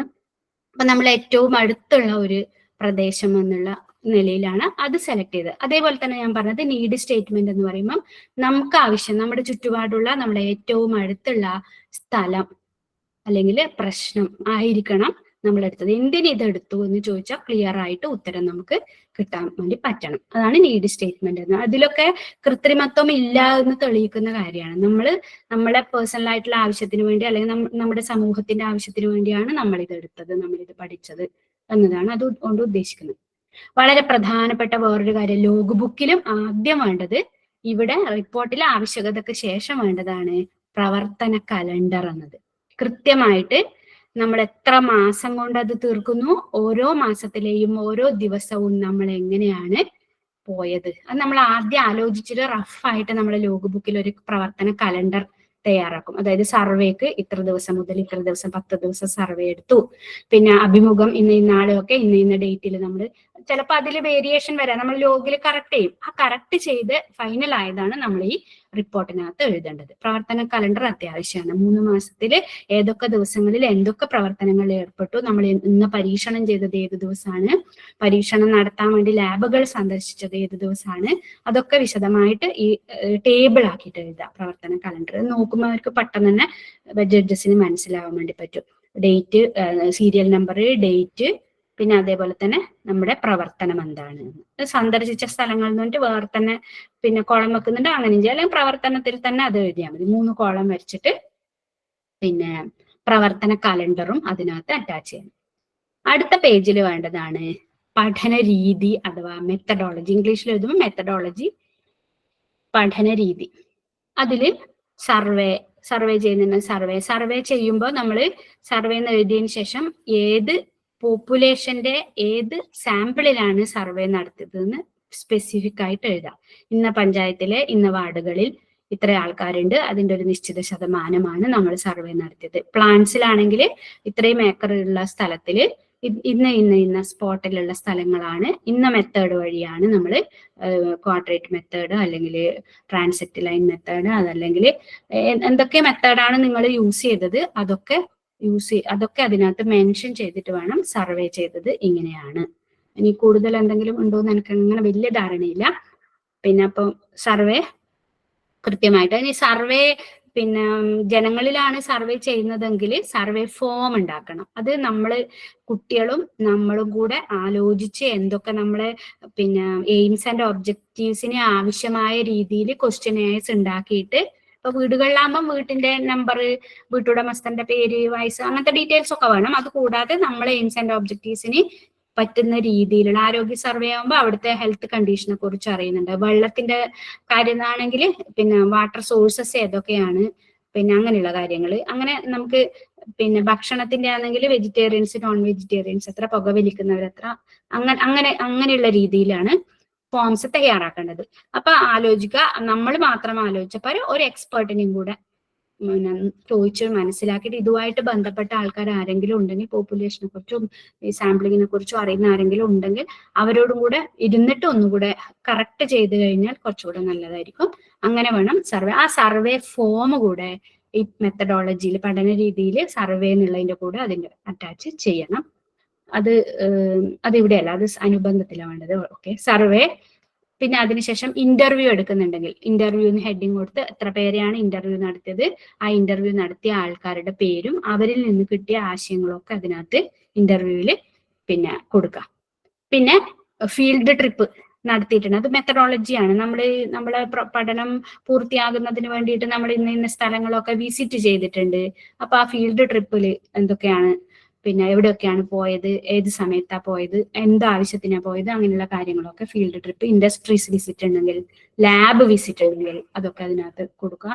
എക്സ്പെരിമെന്റ് ചെയ്തിട്ടുണ്ടെങ്കിൽ 1/2, 1, 2, 3 എന്നിട്ട് നമ്പർ ഇട്ടിട്ട് എത്ര എക്സ്പെരിമെന്റ് ആണ് ചെയ്തത്. നമ്മൾ ചെയ്ത കുഞ്ഞു കുഞ്ഞു എക്സ്പെരിമെന്റ് ഒക്കെ ആദ്യം എഴുതുക, അതിനെന്താണ് ഇമ്പോർട്ടൻസ്. അതിനുശേഷം നമ്മൾ ലാബിൽ പോയിട്ട് ചെയ്ത എക്സ്പെരിമെന്റ് ഉണ്ടെങ്കിൽ അത് നമ്പർ ഇട്ടിട്ട് അതൊക്കെ എഴുതുക. പഠന രീതിയിൽ അതിന്റെ ഒന്നും റിസൾട്ട് എഴുതണ്ട, നമ്മൾ ചെയ്തത് മാത്രം എഴുതിയാൽ മതി. പോയി ഇന്ന എക്സ്പെരിമെന്റ് ചെയ്തു എന്ന് മാത്രം എഴുതിയാൽ മതി. ഇനി അടുത്തതാണ് നിരീക്ഷണ ഫലം. അടുത്ത ഹെഡിങ് വരുന്നതാണ് നിരീക്ഷണ ഫലം അഥവാ ഒബ്സർവേഷൻ എന്ന് പറയും. ഒബ്സർവേഷനിലാണ് ഇതേപോലെ തന്നെ പഠന രീതിയിൽ കൊടുത്ത അതേ ഹെഡിങ്ങിൽ തന്നെയാണ് ഒബ്സർവേഷനും കൊടുക്കേണ്ടത്. ഇപ്പൊ സർവേ ആദ്യം കൊടുത്താൽ നിരീക്ഷണ ഫലത്തിനും സർവേയിൽ നിന്ന് നമുക്ക് എന്താണ് കിട്ടിയത്, നമ്മളവിടെ പിന്നെ സർവേ ഫോം എടുത്ത് അത് പിന്നെ ടാലി മാർക്ക് ഇട്ട് നമ്മളെ ലോഗ് ബുക്കിൽ നമ്മൾ റെഡിയാക്കിയിട്ടുണ്ടാവൂലേ, അത് വെച്ചിട്ട് നമുക്ക് കിട്ടിയ ഫലം എന്താണ്. ഇനി നമ്മൾ പരീക്ഷണങ്ങളാ ചെയ്തതെങ്കിൽ ആ പരീക്ഷണം, അതായത് ഇപ്പം 5 സാമ്പിളിൽ നമ്മൾ വാട്ടർ ഹോൾഡിംഗ് കപ്പാസിറ്റി ചെയ്തപ്പോ ഇന്ന 2-3 സാമ്പിളുകളിൽ പിന്നെ കൂടുതൽ വെള്ളം പുറത്തേക്ക് വരുന്നതായിട്ടും പിന്നെ ബാക്കിയുള്ള സാമ്പിളുകളിൽ വെള്ളം പിടിച്ചു നിർത്താനുള്ള കഴിവുള്ളതായിട്ടും നമ്മൾ നിരീക്ഷിച്ചു. അങ്ങനെ നമ്മൾ എന്താണ് ആ പരീക്ഷണത്തിൽ നിന്ന് നമുക്ക് നിരീക്ഷണം കിട്ടിയത്, അതാണ് പരീക്ഷണത്തിന്റെ എഴുതേണ്ടത്. ഇന്റർവ്യൂവിൽ നമ്മൾ ഇന്ന കാര്യങ്ങളൊക്കെ ചോദിച്ചപ്പോൾ അവരിൽ നിന്നും പുതിയ ആശയങ്ങൾ എന്തെങ്കിലും കിട്ടിയിട്ടുണ്ടെങ്കിൽ അത് അതിനകത്ത് കൊടുക്കാം. ഫീൽഡ് വിസിറ്റ്, ഇൻഡസ്ട്രിയൽ വിസിറ്റ് ഒക്കെ ചെയ്തപ്പോൾ നമ്മൾ പുതുതായിട്ട് ആർജിച്ച കാര്യങ്ങൾ എന്തെങ്കിലും ഉണ്ടെങ്കിൽ അത് നിരീക്ഷണ ഫലത്തിൽ എഴുതാം. അപ്പൊ പഠന രീതിയായി, നിരീക്ഷണ ഫലമായി. അടുത്ത ഏറ്റവും പ്രധാനപ്പെട്ടതാണ് അപഗ്രഥനം എന്ന് പറയുന്നത്. നമ്മൾ നിരീക്ഷിച്ച കാര്യങ്ങളൊക്കെ അത് ടേബിൾ ആക്കുക. ഞാൻ നേരത്തെ ടാലി മാർക്സ് ഒക്കെ ആക്കണം എന്ന് പറഞ്ഞില്ല, അത് വെച്ചിട്ട് ടേബിൾ ആക്കുക, പട്ടികപ്പെടുത്തുക. അതിന് ആദ്യം ഒരു അപഗ്രഥനത്തിന് ഒരു ചെറിയ പാരഗ്രാഫിൽ നമ്മൾ എന്താണ് ഈ താഴെ കൊടുക്കുന്നത് എന്നതിനെ കുറിച്ച് ഒരു ചെറിയ രീതിയിൽ എഴുതുക, ഒരു പാരഗ്രാഫ് എഴുതുക. അതിനുശേഷം അതുമായിട്ട് ബന്ധപ്പെട്ട ഗ്രാഫ്, പിന്നെ ടേബിള്, അതൊക്കെ അതിനകത്ത് വരച്ചു ചേർക്കുക. പിന്നെ ഗ്രാഫും ടേബിളും എല്ലാം സെൽഫ് എക്സ്പ്ലനേറ്ററി ആയിരിക്കണം. വെറുതെ ഇങ്ങനെ വരച്ചിട്ട് എക്സും വൈ ഒന്നും മാർക്ക് ചെയ്യാത്ത രീതിയിൽ ആവാം. എക്സ് ആക്സിസ് എന്താണ്, വൈ ആക്സിസിൽ എന്താണ്.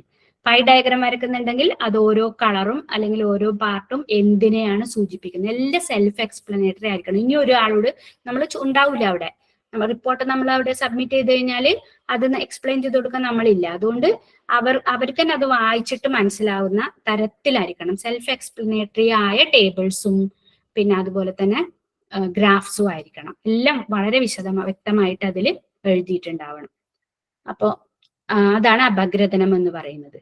അടുത്തത് നിഗമനം, ഇൻഫറൻസ്. നമ്മൾ എന്ത്, ഈ അപഗ്രഥനത്തിൽ നിന്നും നമ്മൾ എന്ത് നിഗമനത്തിലെത്തി. ഈ അനാലിസിസ് പേജും ഈ ഹൈപ്പോത്തസിസ് പേജും തമ്മിൽ ഒന്ന് താരതമ്യം ചെയ്ത് നോക്കും. നമ്മൾ ആദ്യം കൊണ്ടുവന്ന ഹൈപ്പോത്തസിസ്, അനാലിസിസും നിഗമനത്തിലും എന്താണ് എത്തിയത്. അതേപോലെ തന്നെ ഒബ്ജക്റ്റീവ്സും അപഗ്രഥനവും തമ്മിൽ ഒന്ന് താരതമ്യം ചെയ്തു. നമ്മൾ കൊടുത്ത ഒബ്ജക്റ്റീവ്സ് ആണോ അനലൈസ് ചെയ്യപ്പെട്ടത്. ആ ഒബ്ജക്റ്റീവ്സ് എന്തെല്ലോ കൊടുത്തിട്ടുണ്ടാവും, അനാലിസിസിൽ ആകെ രണ്ടെണ്ണോ മൂന്നെണ്ണോ ഉണ്ടാവുമെങ്കിൽ അത് വെറുതെ തട്ടിക്കൂട്ടിയതെന്ന് അപ്പൊ തന്നെ മനസ്സിലാവും. അപ്പൊ കൃത്യമായിട്ട് സിസ്റ്റമാറ്റിക് ആയിട്ട് പോയതാണെങ്കിൽ ആ കൊടുത്ത ഒബ്ജക്റ്റീവ്സിനനുസരിച്ചിട്ടുള്ള അനാലിസിസും പിന്നെ നിഗമനവും ഇൻഫറൻസും എത്തിയിട്ടുണ്ടാവും. അപ്പൊ അത് രണ്ടും തമ്മിൽ മാച്ച് ചെയ്യണം. എല്ലാം റിപ്പോർട്ടെല്ലാം എഴുതിയതിനു ശേഷം നമ്മൾ എഴുതിയത് കറക്റ്റ് ആണോ എന്നും കൂടെ ഒന്ന് നോക്കുക. ഈ കൊടുത്ത എയിംസ് ആൻഡ് ഒബ്ജക്റ്റീവ്സ് എല്ലാം ഈ നിഗമനത്തിൽ ക്ലാരിഫൈ ചെയ്തിട്ടുണ്ടോ എന്ന് നോക്കുക. ഹൈപ്പോത്തസിസ് ക്ലിയർ ആക്കിയിട്ടുണ്ടോ, ഹൈപ്പോത്തസിസ് റൈറ്റ് ആണോ റോങ് ആണോ എന്ന് അവിടെ ഇൻഫറൻസിൽ നമ്മളത് സമർത്ഥിച്ച് പറയേണ്ടതാണ്. ഇതിനൊന്നും ഒരുപാട് പാരഗ്രാഫ് ഒന്നും വേണ്ട കേട്ടാ, ഒരുപാട് വാക്കുകളും വാചക കസർത്തുകളും ഒന്നും വേണ്ട. ചുരുക്കിയിട്ട് ആശയം വ്യക്തമാകുന്ന രീതിയിൽ മാത്രം ചെയ്താൽ മതി. പിന്നെ അതിനുശേഷം ഉപസംഹാരം അല്ലെങ്കിൽ കൺക്ലൂഷൻ. ഇത് നമ്മൾ ഇത്രയും ചെയ്തത് എങ്ങനെയാണ് നമ്മൾ, അത് ഒരു പാരഗ്രാഫ് മതി. കൺക്ലൂഡ് ചെയ്യുന്നത് എങ്ങനെയാണ്, നമ്മൾ ഇന്ന കാര്യങ്ങളൊക്കെ ചെയ്തു, അതിൽ നിന്നും ഇതെല്ലാം നമുക്ക് മനസ്സിലാക്കാൻ പറ്റി എന്ന രീതിയിൽ ഒരു കൺക്ലൂഷൻ.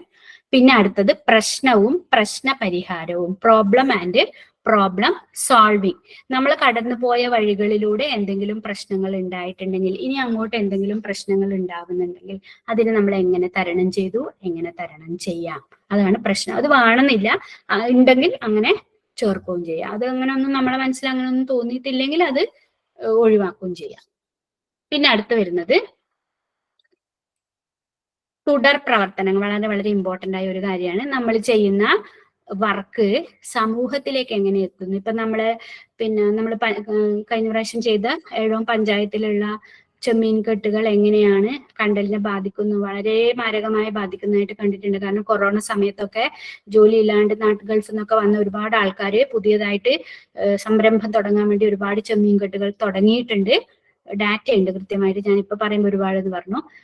ആ ചെമ്മീൻ കെട്ടുകളൊക്കെ കൊറോണ മാറി തിരിച്ചു പോകുമ്പോൾ ഡിസ്കാർഡ് ചെയ്യപ്പെട്ടു. ഡിസ്കാർഡ് ചെയ്യുന്നതോടെ അവിടെ പിന്നീട് കണ്ടൽ മുളച്ചു കിട്ടുന്നില്ല, ഒരുപാട് അവിടെ വേസ്റ്റ് ആയിട്ടും. അത് മീൻസ് കണ്ടൽ കാടുകൾ കണ്ടൽ വെട്ടിത്തെളിച്ച് തീയിട്ടിട്ടൊക്കെയാണ് ചെമ്മീൻ കെട്ട് തുടങ്ങിയത്, അത് പുനഃസ്ഥാപിക്കാൻ പറ്റുന്നില്ല. അങ്ങനെ ഒരുപാട് പ്രശ്നങ്ങൾ അവിടെയുണ്ട്. അതുപോലെ തന്നെ തനത് മത്സ്യങ്ങൾ ഒരുപാട് ഇല്ലാതായിട്ടുണ്ട് ചെമ്മീൻ കെട്ടുകൾ കൊണ്ട്. അത് നമ്മൾ അവിടെ പോയി വലയിട്ട് പിടിച്ച് മീനുകളൊക്കെ നോക്കിയിട്ടാണ് മനസ്സിലാക്കിയത്. അതോടൊപ്പം അവിടെയുള്ള സമീപത്തുള്ള മത്സ്യം മീൻസ് വലയിട്ട് കോരിയിട്ടൊക്കെ ഉപജീവനമായിട്ട് ചെയ്യുന്ന നാടൻ ആൾക്കാരുണ്ടാവുമല്ലോ, നമ്മള് ആ രീതിയിൽ ജോലി ചെയ്ത് ജീവിക്കുന്ന അവരോടൊക്കെ സംസാരിച്ചപ്പോ മുമ്പ് കാലത്ത് ഉണ്ടായിരുന്ന പല നാടൻ മത്സ്യങ്ങളും ഇല്ലാതായിട്ടുണ്ട് എന്ന് അവരെ വാക്കുകളിൽ നിന്നും മനസ്സിലായി. വലയിട്ടതിൽ നിന്നും കുറെ ദിവസങ്ങൾ പോയിട്ട് വലയിട്ടിട്ടുണ്ടായിരുന്നു അവിടുത്തെ ഇവരെ വലയിടുന്ന ആൾക്കാരുടെ സഹായത്തോടു കൂടി. അപ്പൊ അങ്ങനെ അതൊക്കെ പോയിട്ടുണ്ട് എന്ന് മനസ്സിലായിട്ടുണ്ട്. അത് നമ്മളൊരു റിപ്പോർട്ട് ആക്കിയിട്ട് നമ്മളത് പഞ്ചായത്തിൽ സമർപ്പിച്ചിട്ടുണ്ട്. ഇന്ന പ്രശ്നങ്ങളൊക്കെ നമ്മൾക്ക് നമ്മുടെ പഠനത്തിൽ നിന്ന് ഫീൽ ചെയ്തിട്ടുണ്ട് എന്ന് പറഞ്ഞിട്ട് ആ റിപ്പോർട്ട് നമ്മൾ പഞ്ചായത്തിലേക്ക് പിന്നെ കൊടുക്കുകയും ചെയ്തിട്ടുണ്ട്. അങ്ങനെ നമ്മൾ തുടർ പ്രവർത്തനമായിട്ട് എന്ത് ചെയ്തു, നമുക്കത് വേണമെങ്കിൽ ഇതല്ലെങ്കിൽ വേറെ എന്തെങ്കിലും പ്രശ്നം, ഇപ്പൊ ആരോഗ്യത്തിന്റെ ഒരു പിന്നെ ഇത് എടുത്തിട്ടുണ്ടായിരുന്നു. കുട്ടികൾക്ക് പിന്നെ പ്രഭാത ഭക്ഷണം വരെ ബീഫും മൈദ അടങ്ങിയ ആഹാരവും കഴിക്കുന്നത് കൊണ്ട് ഒരു 14-15 വയസ്സ് മുതൽ പൈൽസ് പോലുള്ള രോഗങ്ങൾ വരുന്നതായിട്ട് ഒരു സ്റ്റഡി ഞാൻ ചെയ്തതല്ല, വേറൊരു ടീച്ചർ നമ്മൾ ഡിസ്കസ് ചെയ്യുമ്പോൾ മനസ്സിലായതാണ്. നമ്മുടെ മാടായി പഞ്ചായത്തിൽ തന്നെ ചെയ്തതാണ്.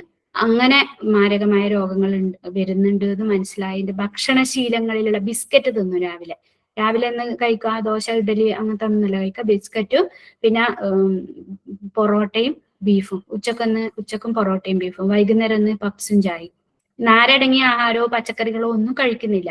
ഇത് കാരണമാണ് ഇങ്ങനെയുള്ള രോഗങ്ങൾ ഉണ്ടാകുന്നത്. എപ്പോഴും പിന്നെ യൂറിനറി ട്രാക്ട് ഇൻഫെക്ഷനും പൈൽസും ഇങ്ങനത്തെ രോഗങ്ങളാണ് കണ്ടുവരുന്നത് പെൺകുട്ടികളിൽ. അപ്പൊ അതിന്റെ ഒരു ബോധവൽക്കരണം എന്ന രീതിയിൽ മദർ PTA ക്ലാസ് എടുക്കുന്നു, പിന്നെ ഹെൽത്ത് സെന്റർ വഴി കുടുംബശ്രീ യൂണിറ്റുകൾക്ക് ക്ലാസ് എടുക്കുന്നു. മൊത്തം പിന്നെ പഞ്ചായത്തിലുള്ള ആളുകളുടെ ആരോഗ്യത്തിന് വേണ്ടി അതൊരു എക്സ്റ്റൻഷൻ വർക്കാണ്, ഒരു തുടർ പ്രവർത്തനമാണ്. അപ്പൊ നമ്മൾ ചെയ്ത പഠനം സമൂഹത്തിലേക്ക് എത്തുക, അങ്ങനെയാണ് ഉദ്ദേശിക്കുന്നത് എന്ന് സുസ്മിത ടീച്ചർ പറഞ്ഞില്ലേ. ചീമേനിന്റെ അതേപോലെ തന്നെ നമ്മളെ കണ്ടങ്ങാളിയില ഉള്ള പിന്നെ പ്രശ്നങ്ങളൊക്കെ, അതൊക്കെ പിന്നെ നമ്മൾ ചെയ്തതിന്റെ ഫലമായിട്ട് ജനങ്ങളിലേക്ക് ഈ നമ്മൾ ചെയ്ത വർക്ക് എത്തുകയും പിന്നെ ജനങ്ങളുടെ തന്നെ ഒരു പ്രശ്നമാക്കി മാറ്റുകയും ചെയ്യുന്ന ഒരു മനസ്സിലാക്കുകയും ചെയ്യുന്ന ഒരു രീതിയാണ്. അതാണ് തുടർ പ്രവർത്തനങ്ങൾ കൊണ്ട് ഉദ്ദേശിക്കുന്നത്. അങ്ങനെയും കൂടെ വേണം. നമ്മൾ ചെയ്യുന്ന വെറുതെ നമ്മളിലേക്ക് ഒതുങ്ങാതെ അത് കൂടുതൽ പിന്നെ ജനകീയമാക്കാൻ വേണ്ടിയിട്ട് ശ്രമിക്കണം. അതിനുശേഷം വേണ്ടതാണ് അക്നോളജ്മെന്റ് അല്ലെങ്കിൽ നന്ദി പ്രകാശനം. ആരൊക്കെയാണോ നമ്മുടെ പ്രോജക്റ്റിന് വേണ്ടി നമ്മളെ സഹായിച്ചത് അവരൊക്കെ നമ്മൾ നന്ദിപൂർവ്വം അതിനകത്ത് സ്മരിക്കേണ്ടതാണ്, ആരെയും വിടണ്ട. പിന്നെ ഗ്രന്ഥ സൂചിക, റഫറൻസ് എഴുതുന്നതിന് ഒരു രീതിയൊക്കെ റിസർച്ചിലൊക്കെ കാണാം. അത്ര സ്ട്രിക്റ്റ് ആയിട്ടൊന്നും നമ്മളത് വാല്യൂ ചെയ്യപ്പെടുന്നില്ല. എന്നാലും നമ്മൾ എഴുതുമ്പോൾ ആൽഫബറ്റിക്കൽ ഓർഡറിൽ ഗ്രന്ഥങ്ങളുടെ പേരിന്റെ ആൽഫബറ്റിക്കൽ ഓർഡറിൽ ഓഥറിന്റെ പേരെഴുതണം, ഏത് പേജിലാണ് എന്നും കൂടെ മെൻഷൻ ചെയ്യണം. ബ്രാക്കറ്റ് ഇട്ടിട്ട് ഏത് പേജിലാണ്. നമ്മൾ ഒരു പുസ്തകം വെറുതെ എഴുതിയത് കൊണ്ട് കാര്യമില്ല, നമ്മൾ കൃത്യമായിട്ട് അത് വായിച്ചിട്ടാണോ നമ്മളത് റെഫർ ചെയ്തിട്ടാണോ നമ്മളെ പഠനം പൂർത്തിയാക്കിയത് എന്ന് നമുക്ക് മനസ്സിലാവണമെങ്കിൽ ആ പേജ് നമ്പർ കൂടെ അതിനകത്ത് ചേർക്കണം. സൈറ്റിലാണെങ്കിൽ ഇന്ന സൈറ്റില് അതിന്റെ സൈറ്റ് അഡ്രസ്സ് കൂടെ ഡേറ്റും ഒക്കെ വെച്ചിട്ട് അതിനകത്ത് ചേർക്കണം. ഇതെല്ലാം റഫറൻസിൽ വേണ്ടാണ്. ആൽഫബറ്റിക്കൽ ഓർഡറിലാണ് റഫറൻസ് എഴുതേണ്ടത്. പിന്നെ അടുത്തത് അപ്പൻഡിക്സ് ആണ്. നമ്മൾക്ക് സർവേ ഫോം അപ്പൻഡിക്സിൽ വെക്കാം. ഇന്റർവ്യൂവിന് നമ്മൾ എന്തെങ്കിലും ചോദ്യാവലികൾ തയ്യാറാക്കിയിട്ടുണ്ടെങ്കിൽ അത് അപ്പൻഡിക്സിൽ വെക്കാം. പിന്നെ നമുക്ക് എന്തെങ്കിലും സർട്ടിഫിക്കറ്റ്സ് കിട്ടിയിട്ടുണ്ടെങ്കിൽ നമ്മൾ അവിടെ പോയി ഒരു ലാബിൽ പോയി നമ്മളവിടെ പിന്നെ അവിടുത്തെ പ്രൊഫസേഴ്സിനോടും ലാബ് അറ്റൻഡൻസിനോടും ഒക്കെ കൂടി ചേർന്നിട്ടാണ് നമ്മൾ ഈ പഠനം പൂർത്തിയാക്കിയത് എന്ന് സർട്ടിഫൈ ചെയ്ത് തന്നിട്ടുണ്ടെങ്കിൽ ആ സർട്ടിഫിക്കറ്റ്സ് അതിൻ്റെ കൂടെ വെക്കാം.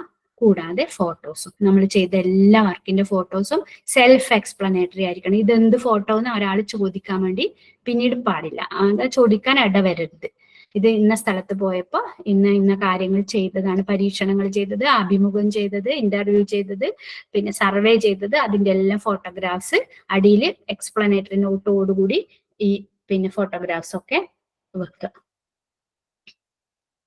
ലാബ് റിപ്പോർട്ട് ഉണ്ടെങ്കിൽ, നമ്മൾ ഏതെങ്കിലും ലാബിൽ എന്തെങ്കിലും ടെസ്റ്റ് ചെയ്യാൻ കൊടുത്തിട്ടുണ്ടെങ്കിൽ ലാബ് റിപ്പോർട്ട് ഉണ്ടെങ്കിൽ അതും കൂടെ അതിനകത്ത് അറ്റാച്ച് ചെയ്യും. അപ്പൊ ഇത്രയായി കഴിഞ്ഞാൽ ഒരു റിപ്പോർട്ട് സമഗ്രമായിട്ട് തയ്യാറാക്കി. ഇനി പ്രസന്റ് ചെയ്യുന്ന സമയത്ത് റിപ്പോർട്ട് 2 കോപ്പി ആക്കിക്കോ. കാരണം ഒന്ന് നമ്മുടെ കയ്യിൽ വേണം, ഒന്ന് നമുക്ക് സബ്മിഷന് വേണ്ടി വേണം. 2 കോപ്പി നേരത്തെ എടുത്തു വെച്ചാൽ നമുക്കെല്ലാം പറ്റിയ പ്രശ്നം കൊടുത്തിട്ട് പിന്നെ കുട്ടികൾക്ക് നോക്കാം, റെഫർ ചെയ്യാൻ പറ്റാത്ത അവസ്ഥയൊക്കെ ഉണ്ടായിരുന്നു. അതുകൊണ്ടാണ് പറയുന്നത് 2 കോപ്പി. അതായത് DTP ആക്കുന്നുണ്ടെങ്കിൽ 2 പ്രിന്റ് എടുക്കുന്നതിന് പ്രശ്നമൊന്നുമില്ലല്ലോ. എന്നിട്ട് സ്പൈറൽ ബൈൻഡ് ചെയ്ത് ഭംഗിയായിട്ട് വെക്കുക, നേരത്തെ റെഡിയാക്കി വെക്കുക. അതോടൊപ്പം ലോഗ് ബുക്ക് റെഡിയാക്കി വെക്കുക. പേപ്പറിലാണ് എഴുതുന്നതെങ്കിൽ സ്പൈറൽ ബൈൻഡ് ചെയ്ത് വെക്കുക, അതല്ലെങ്കിൽ ബുക്കാണെങ്കിൽ ആ ബുക്ക് അറ്റാച്ച് ചെയ്യാം. 4 ചാർട്ട്, ബാലശാസ്ത്ര കോൺഗ്രസിന് 4 ചാർട്ട് മുമ്പ് ടീച്ചർ പറഞ്ഞു തന്നിട്ടുണ്ട്. ആദ്യത്തെ ചാർട്ടില് പിന്നെ വേറൊരു കാര്യം ഞാൻ പറയാൻ വിട്ടുപോയി, റിപ്പോർട്ടില് മാപ്പ് വേണം.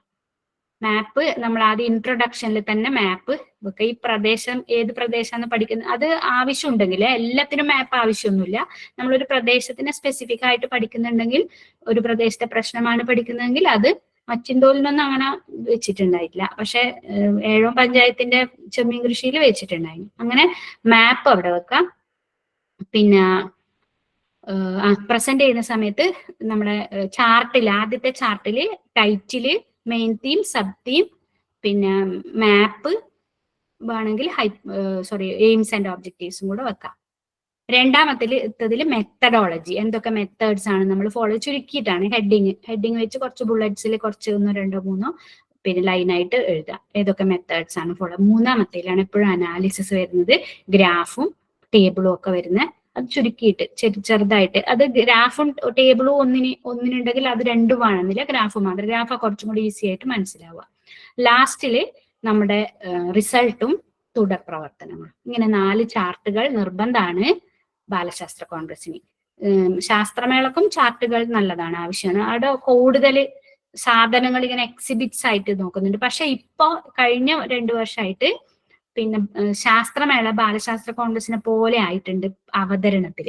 അതായത് ടൈം കൃത്യം 8 മിനിറ്റ് വെച്ചിട്ട് പിന്നെ നിജപ്പെടുത്തിയിട്ടുണ്ട്. അപ്പൊ എന്ന് വെച്ചാൽ ഒരുപാട് പറയുന്ന കുട്ടികളും കുറച്ച് പറയുന്ന കുട്ടികളും തമ്മിൽ ഒരു കോമ്പറ്റീഷന്റെ ഒരു പ്രശ്നം വരുന്നതുകൊണ്ട് ഇത് എല്ലാവർക്കും ഒരേ ടൈം കൊടുക്കും. എന്നിട്ട് ബെല്ലടിക്കും. ആ ടൈം വരുമ്പോൾ ബെല്ലടിച്ചിട്ട് നിർത്തുന്ന ഒരു രീതിയുണ്ട്.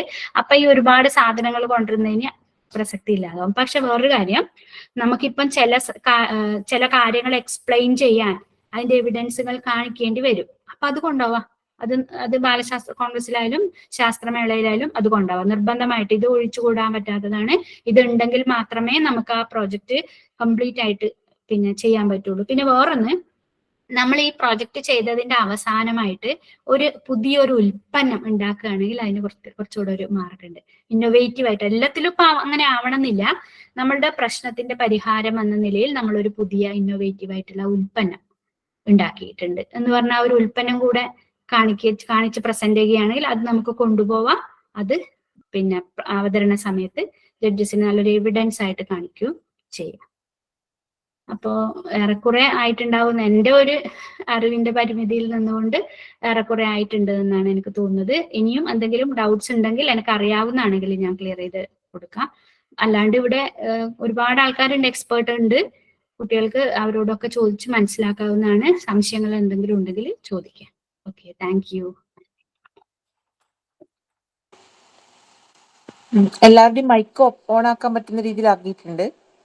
ആവശ്യമുള്ളവര് മൈക്ക് ഓൺ ആക്കി സംസാരിക്കാം. സന്ധ്യ ടീച്ചറെ, ഞാൻ വേഗം പറഞ്ഞു പോയിക്കോളാം, എനിക്ക് നാളെ എക്സാം ആണ്. ഞാൻ സന്ധ്യയുടെ ക്ലാസ് ആയതുകൊണ്ട് ഇങ്ങനെ കേട്ടുകൊണ്ടിരുന്നതാണ്. സന്ധ്യ ടീച്ചർ നന്നായി അവതരിപ്പിച്ചു. അതിൽ ആ ചാർട്ടിന്റെ കേൾക്കുന്നുണ്ടോ? ഹലോ, കേൾക്കാം ടീച്ചർ പറഞ്ഞോ. അതില് ചാർട്ടില് പറഞ്ഞപ്പോ ഫസ്റ്റ് ചാർട്ടില് പറ്റുമെങ്കിൽ മെത്തഡോളജിയും കൂടി ഫസ്റ്റ് ചാർട്ടിൽ ഉൾപ്പെടുത്തുകയും പിന്നെ ബാലശാസ്ത്ര കോൺഗ്രസ് അതിന്റെ താഴെ name of the leader, name of the group member, താഴെ നെയിം ഓഫ് ടീച്ചർ ഗൈഡ്, അത് നിർബന്ധമായിട്ട് വേണം. അത് ടീച്ചർ പറയാൻ വിട്ടുപോയി എന്ന് എനിക്ക് തോന്നുന്നു. ഒന്നാമത്തെ ചാർട്ടില് name of leader, name of group member, name of teacher guide. Teacher ഗൈഡിന്റെ ഡെസിഗ്നേഷൻ വരെ അവിടെ കൊടുക്കാം, ഏത് സ്കൂളാണെന്നെല്ലാം കൊടുക്കാം. അത് ക്ലിയർ ആയിട്ട് കൊടുക്കണം എന്നാണ് ബാലശാസ്ത്ര കോൺഗ്രസ് പറയുന്നത്.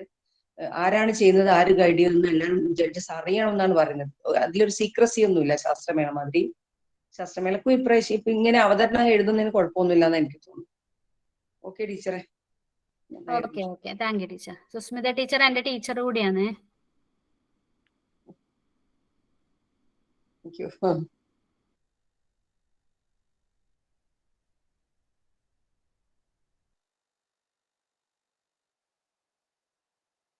കുട്ടികളില്ലേ ഗ്രൂപ്പില്?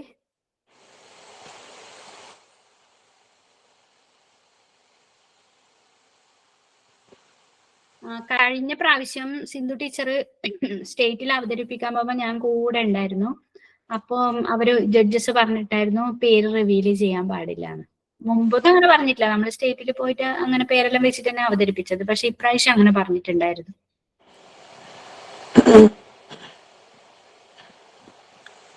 പ്രസന്റേഷനിലൊന്നും പേര് വരാൻ പാടില്ല എന്ന് തോന്നുന്നല്ലേ? അതെ, ഇപ്രാവശ്യം അങ്ങനെ പറഞ്ഞ, മുമ്പൊന്നും അങ്ങനെ പറയലില്ല.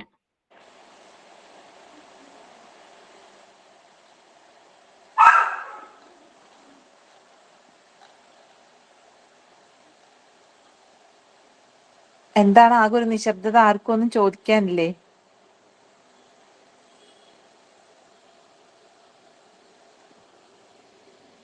കുട്ടികൾ കുറവാന്ന് തോന്നുന്നു. അതാണ് കുട്ടികൾക്കല്ലേ ഇത് ആവശ്യം. ഹായ്. ഹലോ. ആരോ സംസാരിക്കുന്നുണ്ട്. പറഞ്ഞോളൂ. കേൾക്കാം. തൻവീർ എന്നാണ് പേര്. ഓക്കെ. ഇപ്പൊ കറന്റ് ഇഗ്നോയിൽ PG ചെയ്തുകൊണ്ടിരിക്കുകയാണ്. അപ്പോ ഇഗ്നോ പ്രൊജക്ട് റിലേറ്റഡ് ആണ് ചോദ്യം. ഇഗ്നോയിൽ പ്രൊജക്ടിന്റെ ടോപ്പിക് സെലക്ട് ചെയ്യുന്ന സമയത്ത് അല്ലെങ്കിൽ നോർമൽ സാധാരണ രീതിയിൽ തന്നെയാണോ അല്ലെങ്കിൽ അതിനെന്തെങ്കിലും എന്തൊക്കെയാണ് ചെയ്യേണ്ടത്, അതിന്റെ പ്രൊസീജിയേഴ്സ് എന്തൊക്കെയാണെന്നതിനെ കുറിച്ചുള്ള എന്തെങ്കിലും ഒരു ഡീറ്റെയിൽസ് പറഞ്ഞാലും മതി. സൗണ്ട് അത്ര ക്ലിയർ ആയിട്ടില്ല. ടോപ്പിക് സെലക്ട് ചെയ്യുമ്പോൾ എന്ത് ശ്രദ്ധിക്കണം എന്നാ ചോദിച്ചത്? ഇഗ്നോയില് പ്രൊജക്ട് സെലക്ട് ചെയ്യുന്ന കാര്യം ചോദിച്ചെന്ന് തോന്നുന്നു അല്ലേ? അതെ, PG ഇഗ്നോയിൽ ചെയ്യാണ്. അപ്പൊ ഇഗ്നോന്റെ പ്രൊജക്ട് ചെയ്യുന്ന സമയത്ത് എന്തൊക്കെയാണ് സ്പെസിഫിക് ആയിട്ട് സ്റ്റാർട്ടിങ് തന്നെ ചെയ്യേണ്ടത്? സാധാരണ രീതിയിൽ ആണോ ഉണ്ടാവുക, അല്ലെങ്കിൽ അതത് റീജിയൻ സെന്ററിൽ പോയിട്ട് എങ്ങനെയാണ് ഗൈഡിനെ സെലക്ട് ചെയ്യുന്നത്? ആ ഇതൊന്ന് പറഞ്ഞു തന്നാല് സ്റ്റാർട്ടിങ്ങിൽ കേട്ടിട്ടില്ല, സ്റ്റാർട്ടിങ്ങിൽ കയറാൻ പറ്റിയിട്ടില്ല. ഇത് ശാസ്ത്രമേളയും ബാലശാസ്ത്ര കോൺഗ്രസും കുട്ടികളുടെ പ്രോജക്റ്റ് അവതരണത്തിനെ കുറിച്ചിട്ടുള്ള ക്ലാസ് ആയിരുന്നു. പക്ഷെ ഞാൻ ഇഗ്നോയില് PG ചെയ്ത ആളാണ്. അതുകൊണ്ട് അവിടെ പ്രോജക്റ്റ് ചെയ്തിട്ടുണ്ട്. പിന്നെ അതിന് പ്രോജക്റ്റിന് നമ്മൾ അവിടെയുള്ള ഒരു സൈക്കോളജിയാണ് ഞാൻ ചെയ്തത്. സൈക്കോളജിയിൽ അവിടെ തന്നെയുള്ള ഒരു ഗൈഡ്, പിന്നെ നമ്മുടെ ഫാക്കൽറ്റിയോട് കൺസൾട്ട് ചെയ്തിട്ട് അവർക്ക് കുറച്ച് ഗൈഡ്സ് ഉണ്ട്, അവരെന്നെ നമ്മൾ സെലക്ട് ചെയ്യണം.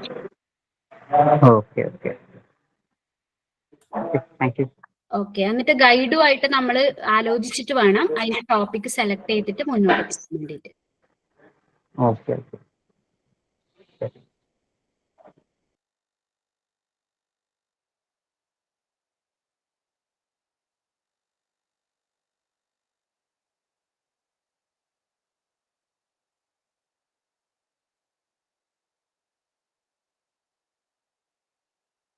ഇനി ആയിരിക്കും ഇല്ലാന്ന് തോന്നുന്നില്ല ഡൗട്ട്. ഗോവിന്ദ മാഷേ, എന്തെങ്കിലും പറയാനുണ്ടോ? NKG അല്ല, പറയാനുള്ളത് ഇത് തന്നെയാണ്. ഈ ഒരു ഇന്ററാക്ഷൻ ആണ് ആവശ്യം. കുട്ടികളെ ഇത്തരം സന്ദർഭങ്ങളിൽ ചോദ്യങ്ങൾ ചോദിക്കുന്നില്ലെങ്കിൽ ഈ ശാസ്ത്രാന്വേഷണം എന്ന് പറയുന്നത് തന്നെ ചോദ്യങ്ങൾ ഉന്നയിക്കുക എന്നുള്ളതാണല്ലോ. അപ്പൊ അതാണ് സജീവമായിട്ട് നടക്കേണ്ടത് എന്നെനിക്ക് തോന്നുന്നു. ടീച്ചർ വളരെ സമഗ്രമായി എല്ലാ ഭാഗങ്ങളും ടച്ച് ചെയ്തുകൊണ്ട് തന്നെ പറഞ്ഞിട്ടുണ്ട്. ഒരുപക്ഷെ അങ്ങനെ എല്ലാം വിശദമായി പറഞ്ഞതുകൊണ്ട് സംശയങ്ങൾ ഇല്ലാത്തതായിരിക്കാം. പിന്നെ ഞാൻ എല്ലായ്പ്പോഴും പറയാറുള്ളത് പോലെ സംശയങ്ങൾ വരിക പ്രോജക്റ്റ് ചെയ്ത് തുടങ്ങുമ്പോൾ തന്നെയാണ്. അത് ചെയ്യാൻ വേണ്ടി ഈ ക്ലാസ്സുകളൊക്കെ കിട്ടുന്നതോടുകൂടി അതിനൊരു മോട്ടിവേഷൻ ആകുന്നുണ്ടെങ്കിൽ അത് തന്നെയായിരിക്കും ഈ ക്ലാസ്സിന്റെ വിജയം. പിന്നെ ഒരു കാര്യം മാത്രം, ഞാൻ പിന്നെ അത്തരം വിശദാംശങ്ങളിലേക്ക് പോകണ്ടെന്ന് വിചാരിച്ചിട്ടാണ്. ഈ ചാർട്ടിന്റെ കാര്യമൊക്കെ നമ്മൾ എല്ലായ്പ്പോഴും പറയാറുണ്ടല്ലോ പ്രസന്റേഷന്റെ സമയത്ത്. യഥാർത്ഥത്തിൽ ഈ ചാർട്ടുകൾ തയ്യാറാക്കുന്നത് അത് പ്രസന്റ് ചെയ്യാനുള്ള സൗകര്യത്തിന് വേണ്ടി കൂടിയാണെന്ന് തോന്നുന്നു.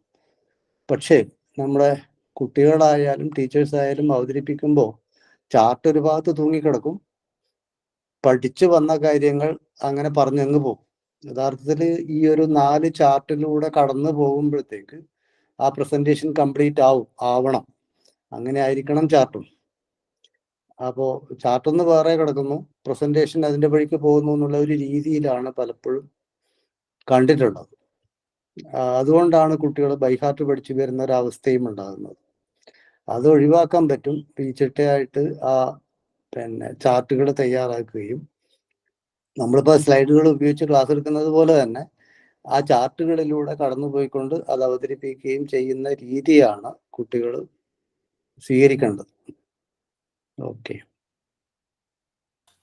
അതെ, മാഷ് പറഞ്ഞ കറക്റ്റാണ്. എനിക്ക് ഒരു കാര്യം കൂടെ പറയാനുണ്ട്. ഞാൻ ഈ പ്രോജക്റ്റിലേക്ക് കാലെടുത്ത് വെച്ചത് ഗോവിന്ദൻ സാറിന്റെ വാക്കുകൾ കൊണ്ടാണ്. സയൻസ് പാർക്കിൽ ഞാൻ 2008 പിന്നെ കരുവള്ളൂർ സ്കൂളിൽ ജോലി ചെയ്ത സമയത്ത് സയൻസ് ക്ലബ്ബ് ടീച്ചേഴ്സിന് ഒരു പ്രോജക്റ്റിനെ കുറിച്ചുള്ള ഒരു ക്ലാസ് ഉണ്ട് എന്ന് പറഞ്ഞ്, ഗോവിന്ദൻ സാറിന് അന്ന് പരിചയമൊന്നുമില്ല. പിന്നെ കൃഷ്ണമേനോൻ കോളേജിലാന്ന് തോന്നുന്നു സാർ ഉണ്ടായിരുന്നു. ആ സമയത്ത് സാറിന്റെ ഒരു ക്ലാസ് കേട്ടു. ആ ക്ലാസ്സോടെയാണ് ഞാൻ ഇൻസ്പയർഡായി ഞാൻ ഇതിന്റെ ഉള്ളിലേക്ക് എടുത്തു ചാടിയത്. ഉള്ളിൽ ചെറിയൊരു ഗവേഷണ കുതുകി ഉണ്ട്, പക്ഷെ അതിനെ തൊട്ടുണർത്തി അതിനെ കുട്ടികളിലേക്ക് എത്തിക്കാനുള്ള തരത്തിൽ എന്തെങ്കിലും ചെയ്യാൻ പറ്റിയത് സാറിന്റെ വാക്കുകൾ കൊണ്ടാണ്. വലിയ താങ്ക്സ് സാർ. അതുകൊണ്ട് സന്തോഷമുണ്ട് അങ്ങനെയൊക്കെ കേൾക്കുമ്പോൾ. ഇന്നിപ്പോ ടീച്ചർ സൂചിപ്പിച്ച ഒരു പ്രോജക്റ്റ് ഉണ്ടല്ലോ കുട്ടികളുടെ ഭക്ഷണവുമായി ബന്ധപ്പെട്ട് മാടായി പഞ്ചായത്തിലെ. ഞാൻ കണ്ട പ്രോജക്റ്റ് തന്നെയാണോ അതെന്ന് എനിക്കറിഞ്ഞുകൂടാ. ഞാൻ കണ്ട ഒരു വണ്ടർഫുൾ പ്രോജക്റ്റ് അങ്ങനെ ഒരെണ്ണം ഉണ്ടായിരുന്നു. അതില് മാട്ടൂരുള്ള ഒരു സ്കൂളിലെ കുട്ടികൾ, അവരുടെ ഭക്ഷണ രീതി, അവരുടെ ആരോഗ്യം, കാനായിയോ മറ്റൊരു സ്കൂളിലെ കുട്ടികൾ, അവരുടെ ഭക്ഷണ രീതി, അവരുടെ ഹെൽത്ത് ഇഷ്യൂസ്, ഇതിന്റെ ഒരു കമ്പാരിറ്റീവ് സ്റ്റഡി ആയിരുന്നു. പയ്യന്നൂരുള്ള ഒരു ഹരിമാഷായിരുന്നു ഗൈഡ് ചെയ്തിരുന്നത്. അപ്പൊ അതില് കുട്ടികളുടെ ഫുഡ് ഹാബിറ്റ്സ് ലുള്ള വ്യത്യാസം, ഈ രണ്ട് പ്രദേശങ്ങളിലെയും കുട്ടികൾ കമ്മ്യൂണിറ്റിയിൽ വലിയ ഡിഫറൻസ് ഉണ്ട് ഈ രണ്ട് പ്രദേശത്തും.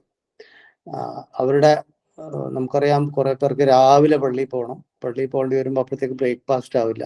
അപ്പോൾ ഒരു പാക്കറ്റ് ബിസ്ക്കറ്റും കൊടുത്തു വിടുന്നു. ഈ പറഞ്ഞ ഫൈബർലെസ് ഫുഡ്സ് ഒരുപാട് ഉപയോഗിക്കുന്ന കുട്ടികൾ. അതിലെ കണ്ടെത്തലൊക്കെ എന്താ പറയാ, ശരിക്കും കണ്ണു തുറപ്പിക്കുന്നതാണ്.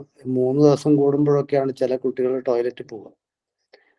യൂറിൻ പാസ് ചെയ്യുന്നതിനുള്ള വിഷമം, ടോയ്ലറ്റിൽ പോയാൽ ഇത് പോകാനുള്ള വിഷമം, ചില കുട്ടികൾക്ക് ബ്ലഡ് പോകുന്ന പ്രശ്നം അടക്കം, അതൊക്കെ അന്ന് നല്ല രീതിയിൽ അവതരിപ്പിച്ചത്. എനിക്കിപ്പോഴും ആ പ്രോജക്റ്റ് ഓർമ്മയുണ്ട്. ഓക്കെ.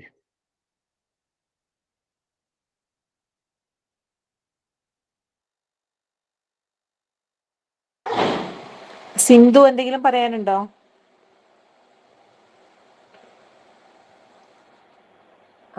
ഇല്ല, പ്രൊജക്റ്റിനെ കുറിച്ച് ഇപ്പം അങ്ങനെ പറയാനില്ല. പക്ഷെ ഇപ്പോൾ സന്ധ്യയും NK മാഷിന്റെയും ആ ഒരു ടോക്കിൽ മനസ്സിലായത് സാറിന്റെ എന്താ പറയാ, പിന്നെ എന്താണ് സാർ ഉദ്ദേശിച്ചത്, സാർ ക്ലാസ് കൊടുക്കുമ്പോൾ എന്താണോ ഉദ്ദേശിച്ചത് അത് സന്ധ്യനെ പോലുള്ള കുറച്ചു പേരെങ്കിലും കൊണ്ട് നടക്കുന്നുണ്ടല്ലോ എന്നറിയുമ്പോൾ ഭയങ്കര സന്തോഷമുണ്ട്. അതന്നെ കാര്യമായി പറയാൻ തോന്നിയത് എനിക്ക്. അതെ അതെ, അത് എന്തുദ്ദേശിച്ചിട്ടാണോ ക്ലാസ് നടത്തിയത്, ചിലപ്പോൾ ആ സമയത്ത് ആരും ഇത് ശ്രദ്ധിച്ചിട്ടില്ല, ഇതുകൊണ്ട് കാര്യമൊന്നും ഉണ്ടായില്ല എന്നായിരിക്കും തോന്നിയിട്ടുണ്ടാവുക. പക്ഷെ ഇത്രയും വലിയ ഒരു വർക്ക് ചെയ്യാൻ ഒരാൾ അതിനകത്ത് നിന്ന് ഇൻസ്പയർഡ് ആയി എന്നുള്ളത് വളരെ പ്രധാനപ്പെട്ട കാര്യം തന്നെയാണ്. സ്നേഹ എന്തെങ്കിലും പറയാനുണ്ടോ?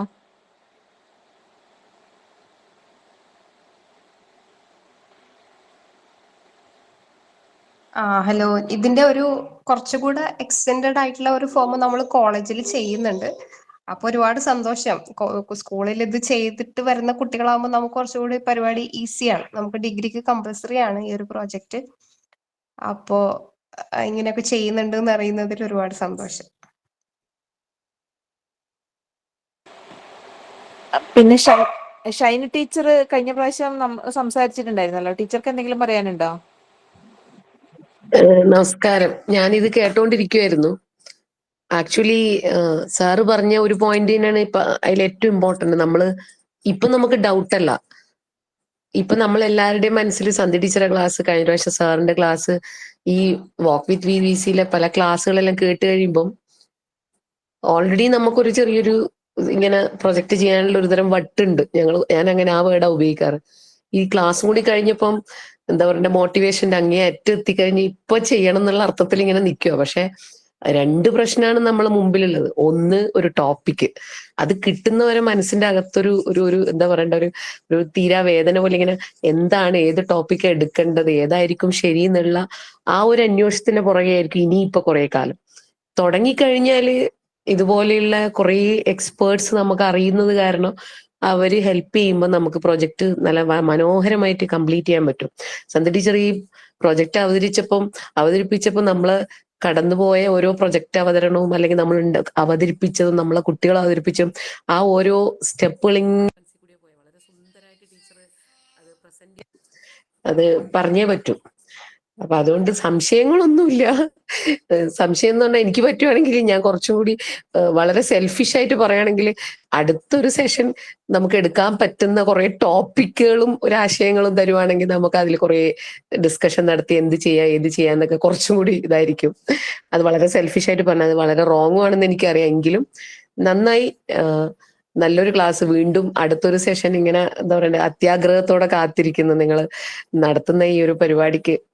എല്ലാവിധ ആശംസകളും. സന്തോഷം. ഞങ്ങളെ പോലെ എന്താ പറയണ്ടേ, ഒന്നും അറിയാത്ത ശിശുക്കൾക്കൊക്കെ വളരെ സന്തോഷം ഇതെല്ലാം കാണുമ്പോഴും കേൾക്കുമ്പോഴും. അതുകൊണ്ട് താങ്ക് യു സോ മച്ച്. ആര് ശിശു? ആര് ശിശു? പിന്നെ അതാണ്. അതല്ലേ നാഷണൽ പോയ അതല്ലേ ആളാണ്.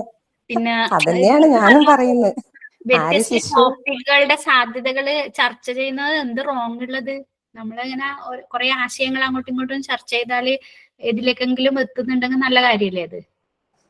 നമ്മളിലൂടെ അത് കുട്ടികളിലേക്കല്ലേ എത്തുന്നത്. അപ്പൊ അതുകൊണ്ട് അങ്ങനെ ചർച്ച ചെയ്യുന്നത് തെറ്റില്ലാന്നാ എനിക്ക് തോന്നുന്നത്. അല്ല, അതിന്റെ തെറ്റ് എന്ന് ഞാൻ പറഞ്ഞതിന്റെ അർത്ഥം എന്ന് പറയുന്നത്, നമുക്ക് റെഡിമെയ്ഡ് ആയിട്ട് ഒരാള് ഒരു ടോപ്പിക്ക് തരണം എന്ന അർത്ഥത്തിലല്ല ഞാൻ പറഞ്ഞത്. നമ്മള് സാധ്യതകൾ അങ്ങനെയാണെങ്കിൽ വളരെ നല്ലതാണ്. നമ്മൾ കുറെ പേര് കുട്ടികളെക്കാട്ടി നമുക്കാർക്കും അത് കുറച്ച് ഉപകരിക്കുക. കാരണം നമ്മളാണ് നോ ഡൗട്ട്, നമ്മളിപ്പോ എത്ര ശാസ്ത്രകുതികളായ കുട്ടികൾ ഉണ്ട് എന്ന് പറഞ്ഞാലും ഫൈനലി അൾട്ടിമേറ്റ്ലി അതൊരു ഗൈഡിന്റെ തലേന്നാണ് ആ ടോപ്പിക്ക് ഫൈനൽ ഫോമിൽ വരുന്നത്. അപ്പോൾ നമുക്ക് കുറെ ആൾക്കാർ ഒരേ രീതിയിൽ ചിന്തിക്കുന്ന കുറച്ച് ആൾക്കാർ ഇതുപോലെ ഉണ്ടെങ്കിൽ ചർച്ച ചെയ്താൽ കണ്ണൂർ കാസർഗോഡ് ജില്ലകളിൽ എന്തൊക്കെയാണ് പ്രശ്നങ്ങളെന്നും അത് ഏതൊക്കെ രീതിയിൽ എടുക്കാം, ഏതൊക്കെ പ്രൊജക്ട് എടുക്കാം എന്നുള്ള ഒരു ചർച്ച നല്ലതായിരിക്കും. അല്ലാണ്ട് ഞാൻ ഉദ്ദേശിച്ച തെറ്റ് എന്ന് ഉദ്ദേശിച്ച ഇത് മാത്രമാണ്. റെഡിമെയ്ഡ് ഒരു പ്രോജക്റ്റ് അല്ല ഞാൻ ചോദിച്ചത് എന്നാണ് ഞാൻ ഉദ്ദേശിച്ചത്. പിന്നെ ശിശു ആണോ എന്ന് വെച്ചാൽ ശിശു തന്നെയാണ്. പിന്നെ വേറൊന്ന്, നമ്മൾ ഈ ശാസ്ത്രമേളയും ബാലശാസ്ത്ര കോൺഗ്രസും കൂടാണ്ട് ഇപ്രാവശ്യം പിന്നെ BRC തലത്തിൽ ഹെൽപ്പിംഗ് ഹാൻഡ്സ് എന്ന് പറഞ്ഞിട്ടൊരു പ്രോജക്റ്റ് തുടങ്ങിയിട്ടുണ്ട്. സംഭവം ഇതന്നെയാണ് കുട്ടികളിൽ ഗവേഷണ കൗതുകം ഉണ്ടാക്കുന്നതിന് വേണ്ടി. അത് സയൻസ് മാത്രമല്ല, എല്ലാ വിഷയങ്ങളിലും ഉണ്ട്. അവരവരുടെ പാഠഭാഗങ്ങൾ എങ്ങനെ മെച്ചപ്പെടുത്താം എന്നുള്ള ഒരു ആലോചനയായിട്ട് ബന്ധപ്പെട്ടിട്ടുള്ള ഒരു സംഭവമാണ്. അതിന് BRC തലത്തില് ഇതുണ്ട്, സാമ്പത്തിക സഹായമുണ്ട്. അപ്പൊ കഴിഞ്ഞ ദിവസം ഞാൻ ഇവിടെ പ്രോജക്റ്റ് അവതരിപ്പിച്ചിട്ടുണ്ടായിരുന്നു ഹെൽപ്പിംഗ് ഹാൻഡ്സിൽ. നമ്മൾ കുട്ടികൾ ചെയ്യുന്ന പ്രോജക്റ്റിനെ, അപ്പൊ നമ്മുടെ സ്കൂളിൽ വരുന്ന കുട്ടികളിൽ പലരും സയൻസ് താല്പര്യത്തോടെ എടുക്കുന്നവരല്ല. വളരെ നിർബന്ധിച്ചിട്ടും അല്ലെങ്കിൽ പിയർ ഗ്രൂപ്പിന്റെ ഒരു പ്രഷർ കൊണ്ടും പിന്നെ അടുത്തുള്ള സ്കൂൾ എന്നുള്ളത് കൊണ്ടും ഗേൾസ് സ്കൂൾ എന്നുള്ളത് കൊണ്ടും അങ്ങനെയെല്ലാം കൊണ്ട് നമ്മുടെ സ്കൂളിലും അതുപോലെ തന്നെ സയൻസിലും വരുന്നവരുണ്ട്. അപ്പൊ ഈ 65 കുട്ടികൾ നമ്മളിലെത്തുമ്പോൾ ഒരു 4-5 കുട്ടികൾ മാത്രമേ യഥാർത്ഥത്തിൽ സയൻസിൽ താല്പര്യമുള്ളവരുണ്ടാവുള്ളൂ. അപ്പൊ അവരെ എല്ലാരെയും സയൻസിലേക്ക് താല്പര്യം ഉണ്ടാക്കിക്കാൻ വേണ്ടിയിട്ട് സയൻസിന്റെ രീതി, ഒബ്സർവേഷൻ, എക്സ്പെരിമെന്റേഷൻ, അങ്ങനെയുള്ള കുറെ സ്റ്റെപ്സിലൂടെ കടന്നു പോകാൻ വേണ്ടിയിട്ട് കുറച്ച് പ്രോജക്റ്റുകൾ അവർക്ക് കൊടുത്ത് അവരെ കൊണ്ട് നമ്മളും കൂടെ ചേർന്ന് ചെയ്യിക്കുന്ന ഒരു രീതി. അതാണ് ഞാൻ അവിടെ അവതരിപ്പിച്ചത്. നമ്മുടെ മാടായിപ്പാറ വലിയൊരു ഗവേഷണശാലയായിട്ട് നമുക്ക് അടുത്തുള്ളത് കൊണ്ട് അതിൽ തന്നെ കുറെ ടോപ്പിക്കുകൾ കണ്ടെത്തി ഓരോ ഗ്രൂപ്പിന് കൊടുത്തിട്ട് അവരിൽ ഒരു ഗവേഷണ താല്പര്യം അല്ലെങ്കിൽ ഒരു സയന്റിഫിക് ആറ്റിറ്റ്യൂഡ് ഉണ്ടാക്കിയെടുക്കാൻ വേണ്ടിയിട്ടുള്ള ഒരു രീതി എന്ന നിലയിലാണ് അവതരിപ്പിച്ചത്. അവിടെ കുറെ ടീച്ചേഴ്സ് 8ഓളം ഹയർ സെക്കൻഡറി പിന്നെ സ്കൂളുകൾ വ്യത്യസ്ത സബ്ജക്റ്റിൽ ഇംഗ്ലീഷ് എങ്ങനെ മെച്ചപ്പെടുത്താം, ലാംഗ്വേജ് മെച്ചപ്പെടുത്തുന്നത്, അതുപോലെ തന്നെ ഓരോ വിഷയം മെച്ചപ്പെടുത്തുന്ന രീതിയിൽ അവർ അവതരിപ്പിച്ചിട്ടുണ്ടായിരുന്നു. അതിലും നമുക്ക് ഈ പ്രോജക്റ്റ് വേണമെങ്കിൽ അവതരിപ്പിക്കാം. ഹെൽപ്പിംഗ് ഹാൻഡ്സ് എന്നാണ് അതിന്റെ പേര്. അതിന് സാമ്പത്തിക സഹായവും കിട്ടും.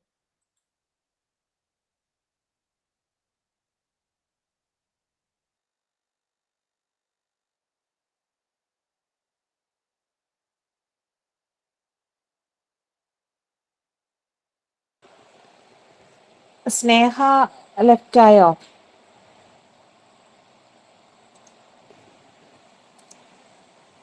ഇല്ല, അവിടെ ഉണ്ട്. സ്നേഹ നന്ദി പറയാൻ പറ്റുമോ? ഓ, ഏകദേശം ആയില്ലേ? എല്ലാരും ആയില്ലേ? ഇനി ആരും ഇല്ലെങ്കിൽ നമുക്ക് മൈൻഡ് അപ്പ് ചെയ്യാം. ഓക്കെ. Okay okay. അപ്പോ ഇത്രയും നല്ല ഒരു ടോപ്പിക് ഇത്രയും ഡീറ്റെയിൽഡ് ആയിട്ട് തന്നെ സന്ധ്യ ടീച്ചർ നമുക്കിവിടെ എടുത്തു തന്നിട്ടുണ്ട്. സന്ധ്യ ടീച്ചർക്ക് നന്ദി അറിയിക്കുന്നു. അതുപോലെ ഈ ഒരു പ്രസന്റേഷൻ കേൾക്കാൻ വേണ്ടിയിട്ട് ഇവിടെ നമ്മുടെ കൂടെ ചേർന്നിരിക്കുന്ന എല്ലാവർക്കും ഒറ്റവാക്കിൽ നന്ദി അറിയിച്ചുകൊണ്ട് നിർത്തുന്നു.